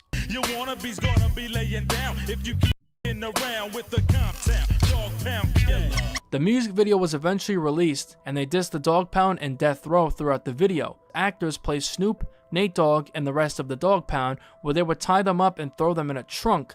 During the month of August of 1995, Montel Jordan was filming his music video for his track Something for the Honeys, and the music video was set on a golf course. A lot of people showed up, including Snoop, the Dog Pound, BG Knockout, and Dre-Sta. Somewhere along the lines, a confrontation broke out between Nate Dogg, Dre-Sta, and BG Knockout. This whole incident was caught on film. Nate Dogg and Dre-Sta started going at it when all of a sudden Nate Dogg hit Dre-Sta in the head with a golf club. BG Knockout then ran over to Nate Dogg with a golf club, going after Nate Dogg, who ran until the security intervened, drawing their weapons on BG Knockout and his entourage. After this, the Death Row and Ruthless beef would completely die out, as Death Row suffered from internal issues. With the signing of Pac in late 95 and the departure of Dre in early 96, Suge's empire came crashing down on him. That's the whole story, Death Row versus Ruthless. So who do I think won? I'll go with Eazy-E and Ruthless Records. As I stated earlier, Eazy won against Dre on the music side, and he also predicted the demise of Death Row. His comments aged like fine wine. He knew Death Row was bound to fall apart with a guy like Suge in charge, treating it like the streets. Eazy-E is so underrated when it comes to beef. He managed to win against Dre, Snoop, and other Death Row artists at their peak. We're talking about one of the greatest labels in hip-hop, which Eazy-E managed to defeat. Each side had not only some of the best diss tracks in rap history, but some of the greatest rap songs ever, with Dre Day and Real Mother Effin' G's, both timeless classics that will live on forever. On January 30th, 1996, Eazy-E's posthumous album Straight Up the Streets of Mother Effin' Compton was released. On the track Old School Shit, he sent shots at Dr. Dre once again. On the interlude, after Dre's verse, he says out with the old, in with the new, which means out with Dre, the old, and in with Dresta, the new artist. BG Knockout dissed Death Row on his verse, saying the Death Row posse, they can't handle him. Name drops Snoop and calls Dre by his government first name, Andre, telling them to come and try to fade him. Snoopy Andrea, come and try to fade her. Locked out Compton, original baby gangster. He mocks Dre's album The Chronic, saying it's more like stress. Then disses the Dog Pound, saying that they don't want to step to the atomic dog. You say it's chronic, but to me it's more like stress. The Dog Pound don't want to step to the atomic dog. Eazy closes the track going at Dre, saying how Dre was jealous that he was the man with the upper hand in Ruthless. Jealousy is a when you're the man with the upper hand. Then says that Dre wants to be a G like him, but he's the guy who made a G out of the DRE. Wanna be like me, be a G like me, but I'm the nigga that made a G out of the DRE. Meaning he's the one who discovered Dre while he was in the Wrecking Crew and turned him into a gangster rapper, saying he was the captain and Dre was his sidekick. See, I was the captain, Dre was my sidekick. Then saying Dre's claiming he's a G, so how does it feel to be an imitation of him? Not claiming you're a G, how does it feel to be me? Dre would go on to have a huge comeback in 1999 when he dropped his second album 2001. On the track What's the Difference, Dre admits to missing Eazy, saying he's still with him, saying F the beef. Eazy, I'm still with you. I miss you, and that's just being real with you. So that's all for this video, but before we end, I want to dedicate this video to Eric Lynn Wright, aka Eazy-E. The music world owes this man a lot. Your impact will never be forgotten. You're the true definition of an icon. You might not be here, but your legacy will be here forever. Rest in peace, the godfather of gangster rap, Eazy-E. Okay, so there y'all go.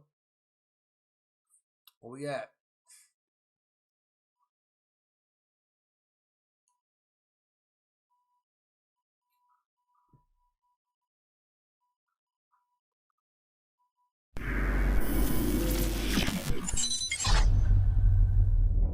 All right, here we go. Dreyston BG Knockout. What's happening, man? What's happening? Welcome to Vlad TV, man. Righteous. Well, BG, you did an interview a while back, which last I checked got like 7 million views. Yeah, that's combined. dope. That's an awesome thing. A lot of people hit you about that? Yeah, they still do. Of course. People are still just now seeing it. That's probably why I keep catching on.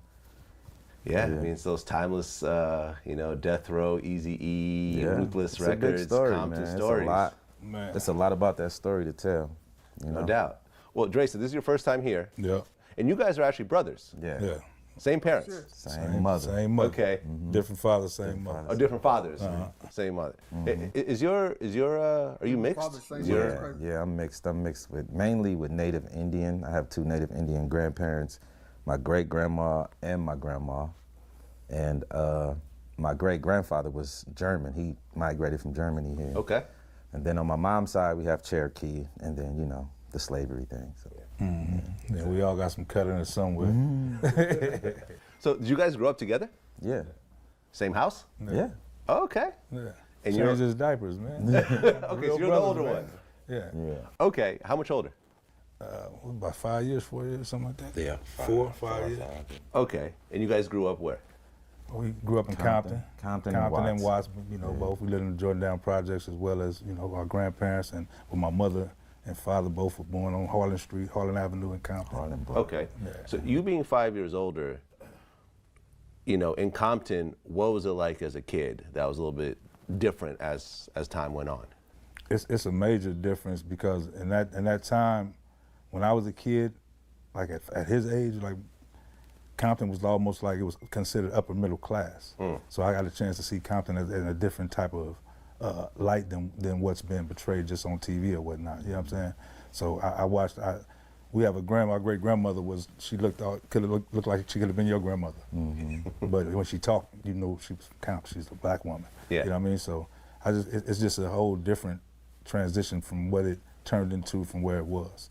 Okay, and I remember, I think it was on Dre's Compton album. They had that kind of intro. They talk about at one point, there was like, I guess, white flight started to occur. Yeah, that happened all on the West Coast. Yeah. That's a real story. That's where the valley and all that came. That's why they created these valleys. And so the white people moved out of Compton to where we are right now in the valley. And now they're gentrifying it, taking it back. Okay, so more black people were basically moving into Compton at that point? Yeah, they was migrating from the Compton Midwest. became all black. Compton had its own drive-in, had its own walk-in theaters. Compton had, it was only 10 miles. And George Bush 10 square miles, but it had all of these amenities right here in the city. George Bush, senior and junior, actually lived in Compton too. Yeah, I remember that. Yeah, there's a picture of like little George with like a little toy gun or something like that in Compton. Yeah, they actually, I believe, the Richmond Farms. In the farms, yeah. Yeah, because you know how it's like, it looked like Texas over Yeah, here. yeah, The way they made it, it's like a lot of cattle, horses. And it's still like that to this day. Yeah, Maybe not, I don't know how much cattle, but I know as a kid grew up where I always knew people who I went to school with that rode horses every day to go home and ride their horse to school sometime. You know what I'm saying? So that was always Compton country. And it's weird because we used to travel and we go to places like Texas and people used to always say, y'all sound country. And we never understood it, but you know, actually our great-grandparents. Even right now, I can hear it in my voice. Yeah, and that's where it comes from. Yeah, well, I mean, a lot of black people started moving from the South. The South and the Midwest. That's why our mother's from Indiana. My father's from Ohio. Makes sense.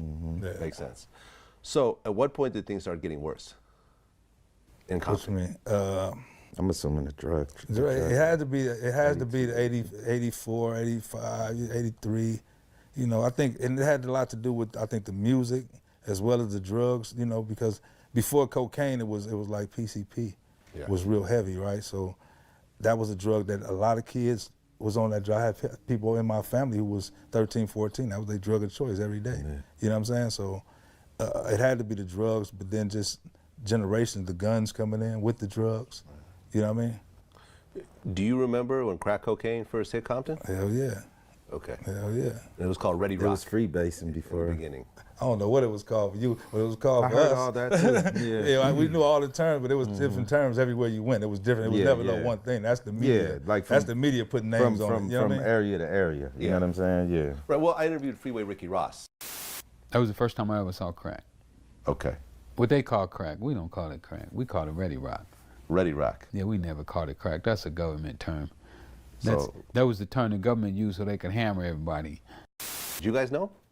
Yeah. We knew of him. I never met Rick back in those days. I know I met him like recent years. Yeah. After he got out of prison and everything else like that. But you guys heard the name. Absolutely. Oh yeah, we had other people in our lives who was actually on the same type of scale he was on. Absolutely. That we were. It's a lot of definitely, man. It's a lot of Freeway Ricks in LA. Because in the 80s, that's when you had the crack millionaires. Yeah. You know, that's when people were really making the huge money. And we knew quite a few of them personally. Did. And then we knew some youngsters, Vlad, like 12, 13, that was having that kind of money. Yeah. Because they was just old enough to get out there. You know what I mean? 12 or 13. Yeah, bro. I remember the Elite mopeds? The very first ones that came out. The dudes in our projects had them. And one of the youngest dude was 13. Well, nobody had, and not only did they have them, they had their names written in cursive, and, like grown men. You know what I mean? It was that much money being made at a young age. What was that dope movie called? Breaking? No, the one. Scarface? No. The East Coast one. Oh, New Jack City? Not New Jack. King of New York? No, the other one. Paid in Full? Paid in Full. That type of era. That's the type of era we know about. Like, okay. Yeah. Now, were the Crips already established at that point? The Crips been established since the 70s. Way the 70s. Way before that. And you guys were Nutty Block? Yeah.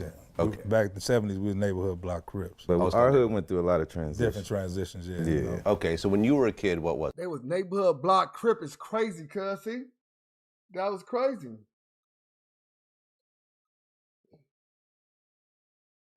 Neighborhood block crip is crazy.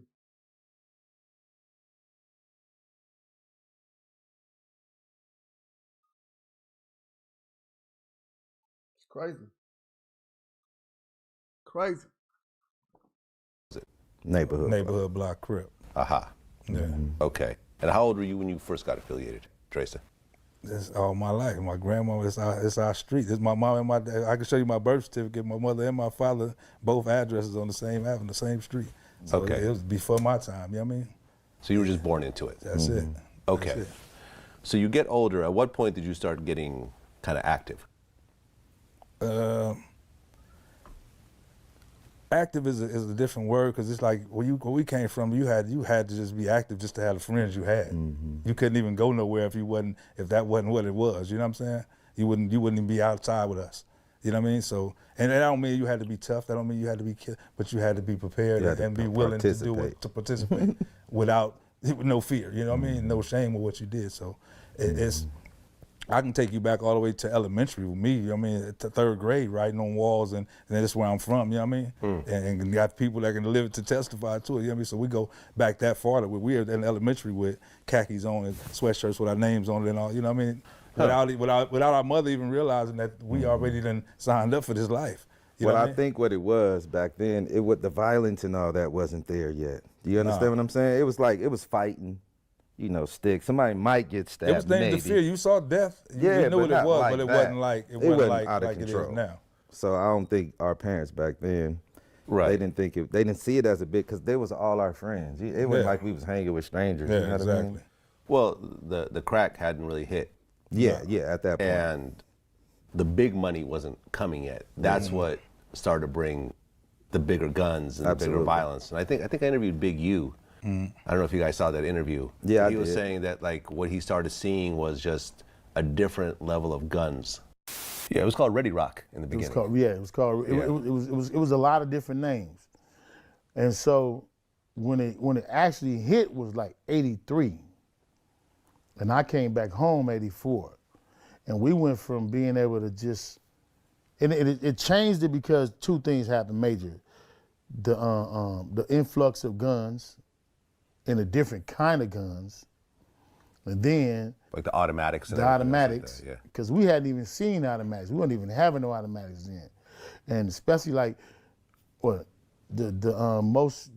we was inflamed by the 9mm from the movie that came from New York was King of New York when Lawrence Fishburne had the 9mm and the King of New York. We was like, oh, that what the, you know what I mean? Because we come from the Clint Eastwood era, the pistols and the 4.5 and the Magnums. So when crack came, all the different movies came that influenced the culture at the same time. Yeah. Okay, so this is one thing I could tell you about. So I heard from an OG that they used to find barrels of guns along the train tracks, just sitting there, Uzis, like fully automatic guns, bro, like just sitting there for people to find. Little kids in the ghetto throwing rocks on the train tracks, what they do. Stumble across a whole barrel of guns. So you think the government left them there? I mean, we had the train track run right through that from South Central, because we know crack was made Compton, in USC, Carson, all the way right? down. They made crack in USC, in the college. Really? In the lab, yes. Okay. And they experimented with it there before they put it in the street. I didn't know that. Yeah. Okay. Because the USC is kind of in the hood. Yeah, you know? everything. Yeah, I mean, they was experimenting. We were so, put it like this, we were so at the beginning of the crack era, we were so in the midst of it that as kids, I'm 12 and 13, we didn't even know, we just knew that we saw something white, they put on their tongue and they buy it and they like it, right? So when we wanted to, my first time buying drugs, I had to go and create this white little substance, so when they put it on their tongue, and it turned out to be candle wax. Yeah, oral gel. I used oral gel, candle wax, and baking soda, right?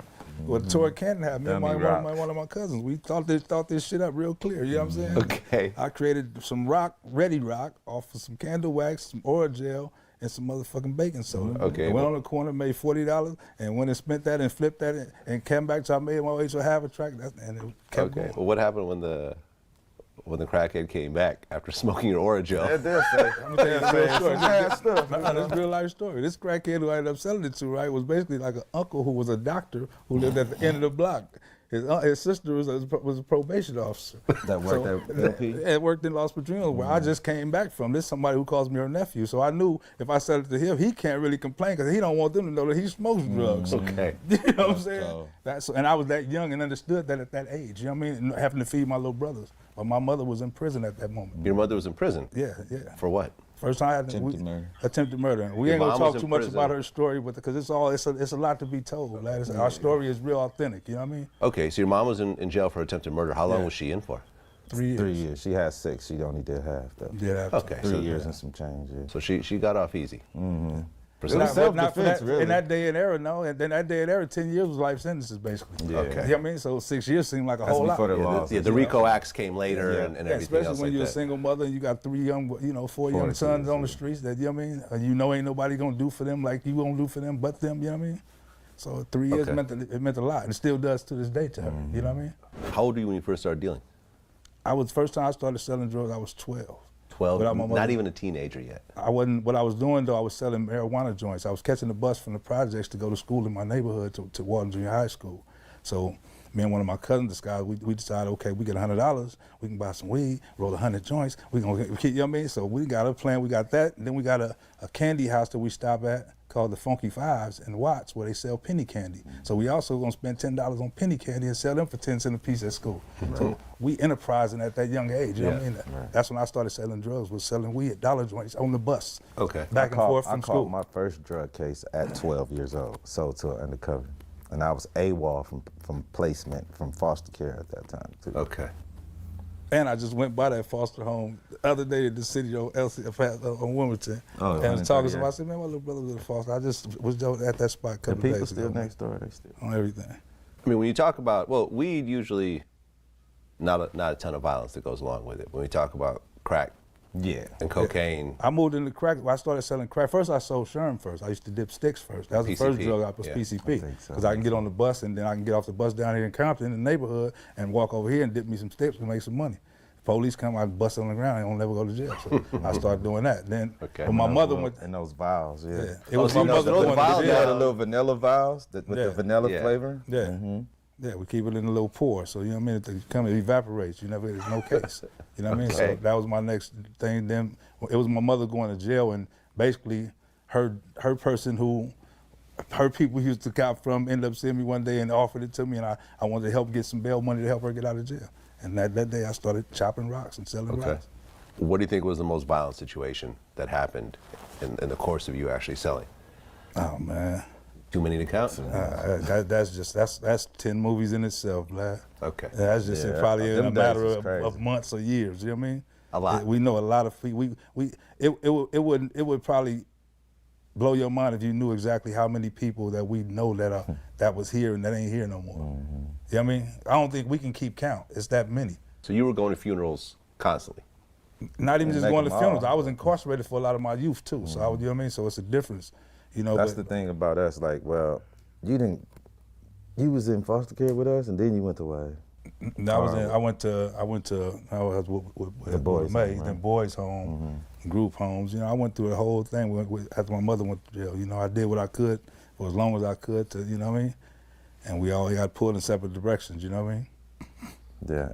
I was in foster care from 10 to 15. Okay. It was like he was walking my footsteps. I ended up in this boy's home, I was in this boy's home. I ended up over here. Right, he ended up in this boy's home. I ended up sitting more juvenile hall.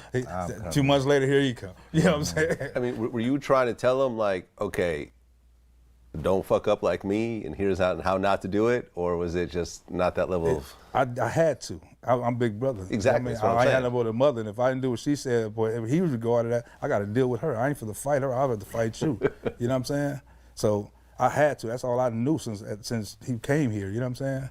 But when he got to a certain age where he can think for himself, I kind of, let him do for himself. Unless I thought it was something being influenced on him from other people, then I'm gonna step in. You know what I mean? Hold up. But we really kind of started almost the same. Mm-hmm. He was already out there with me at such an early age. It wasn't really too much. I didn't know that he didn't know. He did more. I couldn't do some of the shit he was able to do. You know what I'm saying? He didn't have them responsibilities. I did. He was my responsibility. Then I was a little light-skinned kid, so I got away with a lot. Like, people just liked me, you know what I'm saying? So, like, I remember he used to get picked on by G homies, and I would go grown try to ass take up men. for him. Grown ass men. You know what I mean? Because they saw that I was the only, you know what I mean? Yeah, he was just 9, a big 10, 11 youngster, years old, but he was big but I for looked his like age. 13, and I carried myself like that because I got a mama that'll beat the skin off me if I don't, you know what I mean? Play the position she's asked me to play, you feel me? So. Well, you got convicted for, I guess, assaulting another gang member in '88.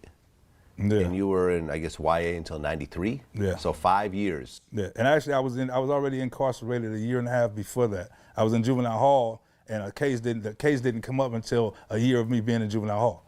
So then I had to fight the case for another 7 months. Then I went to YA. So it was actually almost 8 years total. You know what I mean?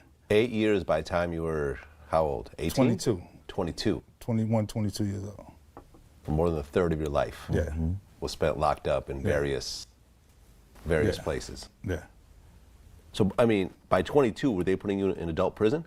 No, it was juvenile prison. It's called California Youth Authority. Oh, okay, so Youth Authority goes to 22? From 13 to 25. Oh. Yeah. Okay. You can get juvenile life and have to you can spend it. You can be a until 14, 25. 15-year-old kid who end up in an institution with people 23, 24, and 25 and have to survive. Okay. Yeah. So it's tough. Oh, yeah, it's wild. Yeah. What was the worst thing you think you saw during the YA? It's a whole lot, man. It's a whole lot. It's a junior prison. Like I said, like I'm writing films about this stuff. I'm trying to document all this stuff so I can bring it to the table. So some stuff I can't really, and it's so deep. You would. It's 5 more subs on the Twitch side for sure, man. Let's get this goal, man. Let's get this goal so we go to the next level from the Twitch side. So if y'all already got Odium Slim Twitch, Odium Slim Show on Twitch, man, and on Kick, man, tap in. If I start, I probably won't know how to stop. You know what I'm saying? Yeah, I feel you. And it's all real. It ain't nothing. It ain't really too much that's fictional about it. You know what I mean? I can tell you about a prison guard, a female guard who was found dead in her office with her body broken in half into a trash bag. For you know what I mean? It's wilder than what the public would ever understand or know. Okay. You know what I mean? You know, when you see a lot of these prison movies, you know, like American Me and so forth, and you see all the rape and everything else like that. Was that happening in YA? I'm quite sure it was. I can't say that I've witnessed none of it, but it happens. You know what I mean? I've seen it in it happens. The youngest XY in Los Padrinos is the youngest unit there, and it was happening there. Okay. Because kids are like, I think they start out at like 9 years old, something like that. What I do talk about, and I want to speak about, because I know it's a lot of people from that era that was in juvenile hall in the early 80s and shit like I was. They had a doctor there, man, that when you went through the processing of being processed into that institution, remember the white man, the doctor with the glasses, the old fat white guy? I don't remember them. He'd bring us in the room one at a time, and he always wanted to touch your nuts. And I just asked him, man, why you want to touch my nuts? You know what I'm saying? Well, I have to make sure you have 2 testicles. I can tell you I got 2 testicles. I don't need you to touch it for you to know that. So you got a pedophile in there, basically. That was going on way back then. Yeah. But it took all these years later and things that occurred in my life to make me have to go back and look at, damn, all this type of stuff that we paid no attention to. So imagine that society would This Draysta and BG Knockout. They would never understand half the shit that people like us had to go through in order just to be here right now, to be talking to you, period. Oh, no, I remember, I think it was when I interviewed Casanova 2 times, you know, who was in prison for a long, long stretch, you know, in the youth section also. He said that the guards would have, like, gladiator night and just make the kids fight each other. Dealing with COs, like nowadays, I'll be like, dang, like, these COs had to be really some ruthless people. Because me now, and I'm still hip if need be, but I'm saying me now, I wouldn't let 2 little kids fight. They used to let us fight. Like, it used to be fight night. Like, Friday, fight night. Y'all gonna fight. Y'all gonna fight for y'all cookies. Y'all gonna, and you gotta look at it. We really used to have busted lips, black eyes, and that was evil. You know what I'm saying? You start that early. That started, like he said, from group homes and placements, and because you have bullies, man, everywhere. I've had to go to a youth home he was in before from, you know, a dude was older than him trying to bully him. You know what I mean? But didn't know that they was at a facility I used to be at already, and had to, you know what I mean? So it's treacherous, man. Okay. It's treacherous. Now, at what point did you start actually writing raps? I was writing raps all my life, man. I've been writing since 12 years old. I started at 12. What year? 12. Was hip hop hip hop was really early back then. Yeah. That was like really Egyptian early. Lover, It was really, Uncle Jam's Army. I have an incredible history with it, man. I have an incredible love story with it. You dig what I'm saying? I'm talking about. My mother used to write like these foam things you see on your wall. In our project in our house, she had big colorful paper just like that on the walls, and she used to write poetry. Her poetry used to be on the walls. So that's where I learned a lot of my penmanship from and my wordplay from reading her poetries. And not only that, DJing her parties and playing the oldies and learning that music and you know what I mean, and absorbing all of that, you know. I used to record K-Day every weekend. Easy's Move for Love. I used to record them type of shows and play them for her friends on the weekend. They swore I was a hell of a DJ, not knowing. I just sat up here recording them songs off the radio all week and put them together on a cassette tape and format. You know what I mean? So I've always had this love affair with music. Okay. So you get out in '93. By this time, N.W.A. is the biggest thing in the world. I mean, the N.W.A. is broken up at this point. No, Death Row was the biggest thing in the world. Death Row is the biggest thing in the world, but in terms of like Compton, N.W.A. set the blueprint. And you know, Eazy-E was a mega star and so forth. Yes, sir. Did you guys actually know Eazy-E before? Yes, sir. You knew him. I lived on the next block. I have an auntie who lived on Caress Street. Eazy lives on Muriel. I went to junior high school with his sister. I went to Roosevelt. Okay. But was Eazy a Crip? Yeah. He was. Okay. Actually, what a lot of people don't understand is that like a lot of neighborhoods, some neighborhoods started off as hustlers. You know what I mean? And Eazy neighborhood where he grew up in started off as a hustler neighborhood. I have a lot of cousins from that neighborhood. You know what I mean? So it was a transition from hustlers to, and my first gang, I was a hustler. That's what we call ourselves, young hustlers. So it's just a transition that was made when certain gangs decided, okay, we're not gonna be hustling no more, we're gonna start cripping. Because, you know what I mean, it was money involved and other things going on. Yeah. Okay, so you knew him your whole life pretty much? And I can't say we had a real personal relationship with him. He was older than me, you know what I mean? I went to junior high school with his sister. You know what I'm saying? I walk home sometimes, I go stop over and talk to her, you know what I mean? Things like that, so. Right, and then he got rich. Yeah, and then he got rich. He got rich, and I knew when he got rich, I was actually in juvenile hall. I was in East Lake Juvenile Hall. Okay. And, I talked to one of my cousins, Adolf, on the phone. Yeah, he from his neighborhood. You know, that's little Eric on the radio. You know, that's little Eric. And that's when Boys in the Hood just came out. And they had been playing it on the radio, but I didn't know who it was until I spoke to my cousin. He told me that's little Eric on the radio. I said, okay, that's crazy. I was in the boys' home in Long Beach. Yeah. I mean, when Boys in the Hood came out, that was like a nuclear bomb had dropped. It was so different and it was so good. Definitely. And like between the swearing and no one knew about Compton. Like Eazy-E put Compton on the map. Point, like I was living in the Bay. The first time I ever heard of Compton, I heard of LA obviously, but the first time I ever heard of Compton was Eazy-E. Because Compton is in LA County, so. Yeah. I don't even think it was the appeal of just Compton at that moment. It was just the appeal of the rawness and you know what I mean, speaking the language that the streets spoke. You know what I mean? So I think that's what people gravitated to the most. At least for me, I did. So you get out. At what point do you and Eazy hook up? What a lot of people don't know is that I was already like preparing a lot of things before I left Youth Authority. I helped start a media production program in Youth Authority where I was learning editing and dealing with toasters and because this is something I wanted to do. I already filmed my first rap videos and stuff, and I'm the first person in Youth Authority to do these things. I made the front page of LA Times for doing these things, you know what I mean? So I actually was trying to get to Death Row. I wanted the best. Dr. Dre, I was a fan. I'm Dr. Dre, you know what I mean? That's who I learned a lot of creative things from studying that guy, you know what I mean?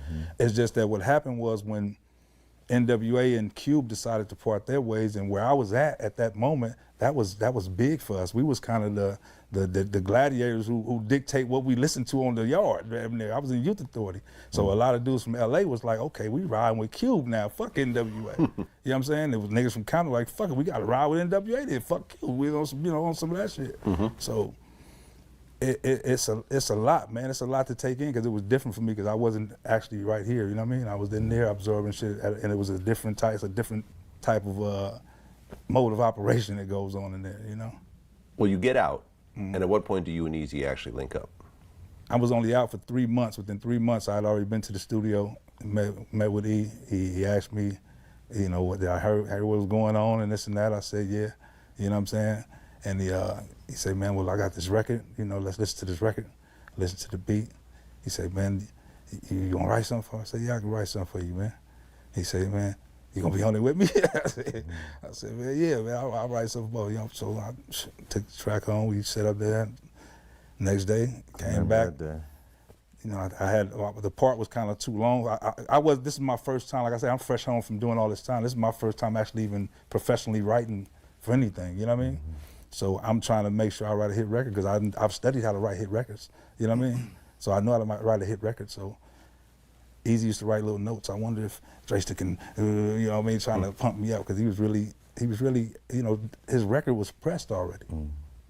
Oh, so Compton City G's was already done. His record was being pressed already. Yeah, that's what I'm saying. No, Compton City G's wasn't even thought of yet. Yeah, it wasn't done. Wasn't even thought of. Oh, what do you mean his record? His album? Came in on the cusp. The EP was already being pressed. Aha.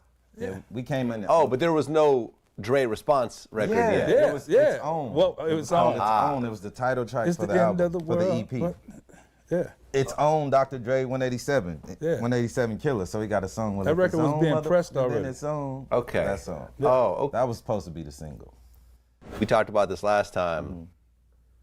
I guess you had written Eazy-E diss record? Yeah, I had just a rap. Just like a rap, I guess? Yeah. And Just like a Hot 16. Yeah. And Eazy asked you to actually spit it for him. Man, yo, he was on me. He was like, come on, man, say it. I'm like, nah, I'm not finna say this in here in front of you like that, man. He was like, come on, man, it's cool. I remember when you wrote that rap. I remember when you wrote that I don't even remember the rap, but he was like, you cold. He was like, you gonna diss me like that in my own style? I said, man, you told me to say it. Yeah, he's crazy. He was I'm crazy. sure you're pretty nervous, actually, Yeah, doing that rap. absolutely. I'm already starstruck because I'm here with Eazy. Like, I used to write his fan club. I used to write all their fan clubs and all that, trying to get a deal. Like. Write on magazines and all that type of shit, man. Yeah. All that. Okay, and you were how old at the time when this was happening? 17. We're going to do 15 more minutes of this before we're going to get up out of here, bro. Appreciate everybody pulling up. 15 more minutes of this. You I was still in high school. I was 21. 21. He was telling everybody he was 14, 15. I did look like it, though, for real. Yeah.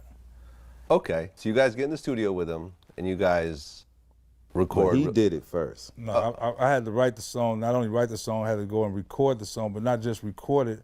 It's like with E, I studied like Only If You Wanted, the songs that other people had written for E prior to. You know what I mean? So, right, because Eazy didn't really write himself. No, basically, you know, automobile songs like that, and you know, give me that nut, stuff like that. You know what I mean? That was his type of shit. You know what I mean? But when I wrote, for me to write the lyrics for him, I had to basically just record it in a way, in the kind of octave that he would record it. Hey, yo, doctor, isn't that, you know what I mean? In order, because it was that difficult for E to learn raps. That stuff they did in the film was actually, I'm telling you, it was line for line. Hey, yo, doctor. Yeah, punch hey, yo, in, doctor. punch out. I'm telling you, we had to really do that whole Yeah, I heard he was like fairly offbeat. Yeah, and I mean, that was after weeks. This is weeks of riding around in your Benz, listening to the song for weeks. Right, because You know what I Eazy mean? never wanted to be a rapper. He just wanted to be the finance guy. Yeah, but you know, that changed quick, man. You know, Yeah, once you get a taste of that stage and that fame, come on, man, stop it. Okay. Yeah. So you guys record Real Motherfucking G's. Yeah. Did you think you had something special on your hands at that point? I knew it. You knew it. He knew. I didn't really know it that much. Immediately. What I started looking at was how everybody else came in and reacted to the record, like Quick and different people that he would have come over the studio.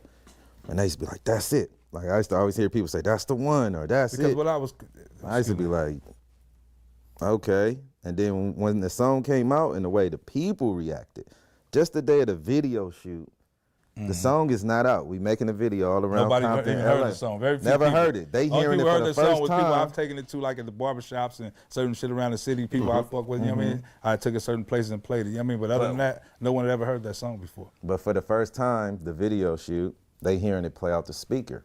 And I'm talking about that people was going crazy, yo. Like it was a trip, like to see that reaction. That's when I knew. I was like, oh, okay, this is something else, yeah. Okay. And I just interviewed A.J. Johnson. We were talking about this before we started.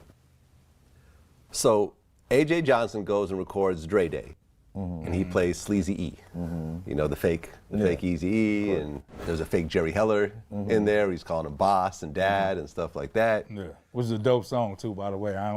Okay, so when Dre Day, I used to sing that was one of my favorite joints. You like Dre Day? I used to sing all that whole Chronic album. I thought it was dope. Yeah, well, Chronic album was one of the best hip hop albums, period. Absolutely. Dre Day changed the momentum of, you know, it got us back in our rhythm. You know what I mean? So I appreciated that joint, man. Even though it was, you know, what it was. So A.J. Johnson plays Sleazy E in the Dr. Dre video, and then Eazy, who knew him from the neighborhood because he's from Compton as well, had him come in and play Sleazy E in the Compton City G's video. Right. Yeah. But after the first Which day, he was supposed to do that off just based on anyway. Yeah. You know what I mean? It wasn't supposed to be no arguments about that based on. Right. Well, then after the first day, Suge Knight calls him into the office, pulls out a gun on him, and said that you can't finish this video. Yeah. So Arnez J finished off the second day of shooting. Yeah.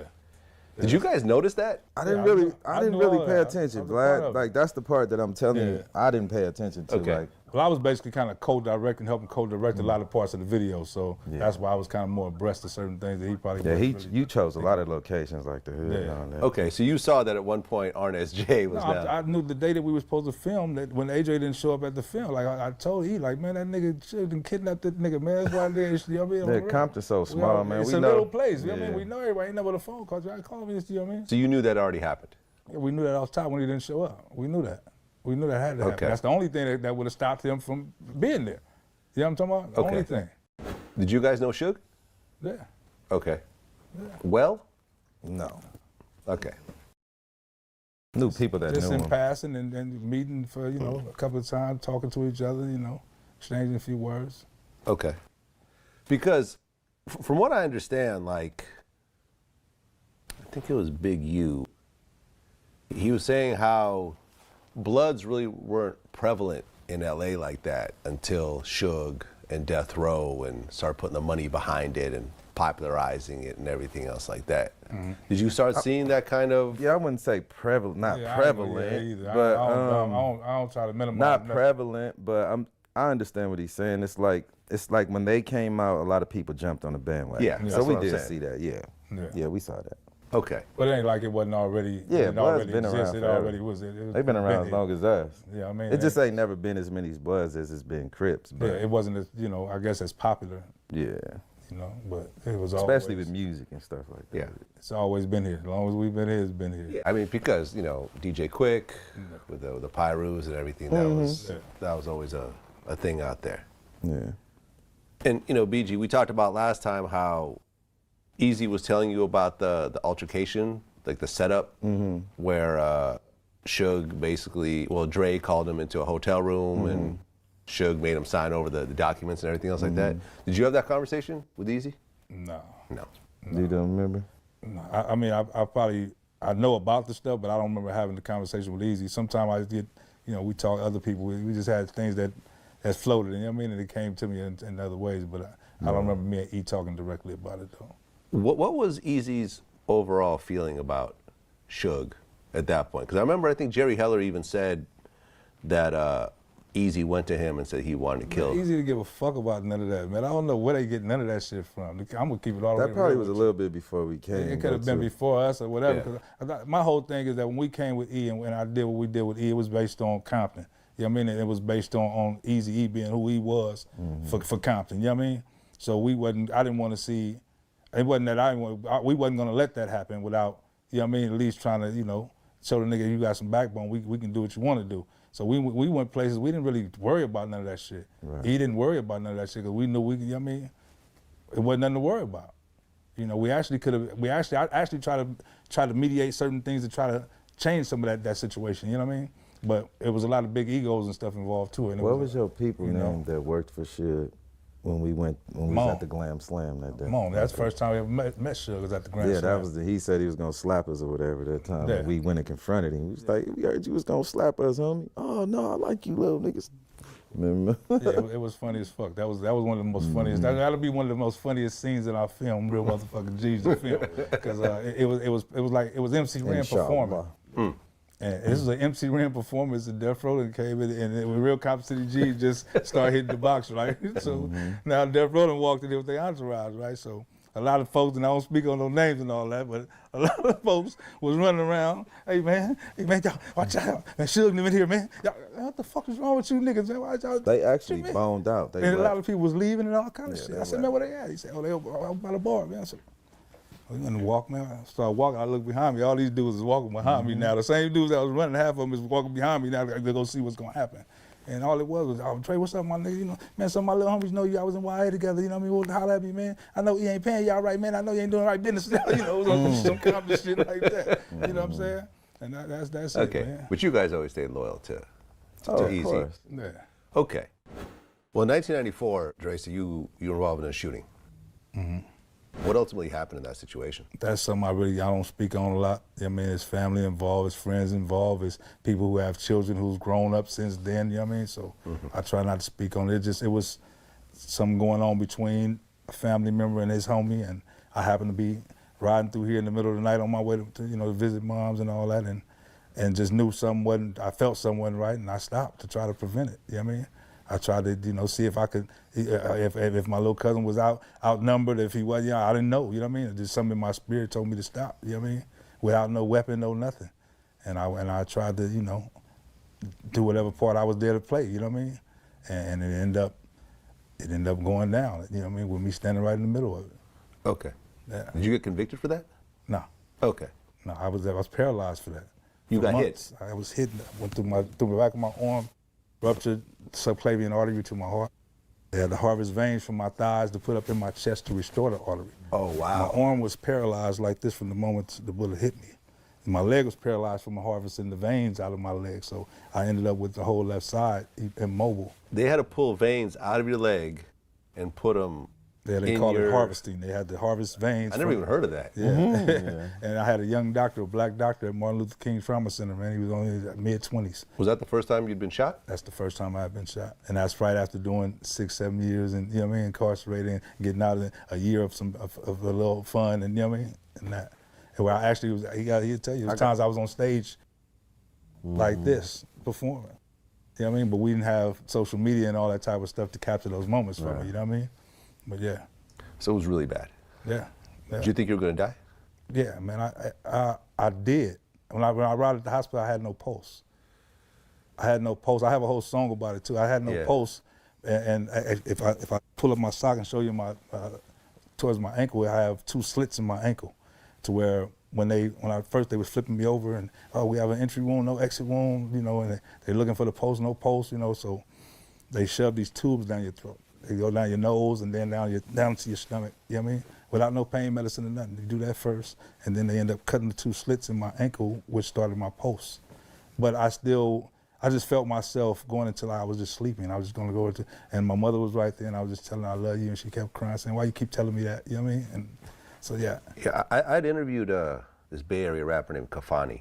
I don't know if you heard of him. Yeah, I heard of him. He was beefing with this rapper named Filthy Rich, who decided to go film a diss video in Filthy's neighborhood, which is called the Kill Zone.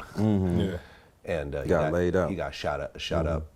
When you say that, I mean, your heart actually stopped. You were legally dead. Yeah. And you said you felt a peacefulness around it. I mean, describe that a little bit, because not too many people on this earth have gone through that.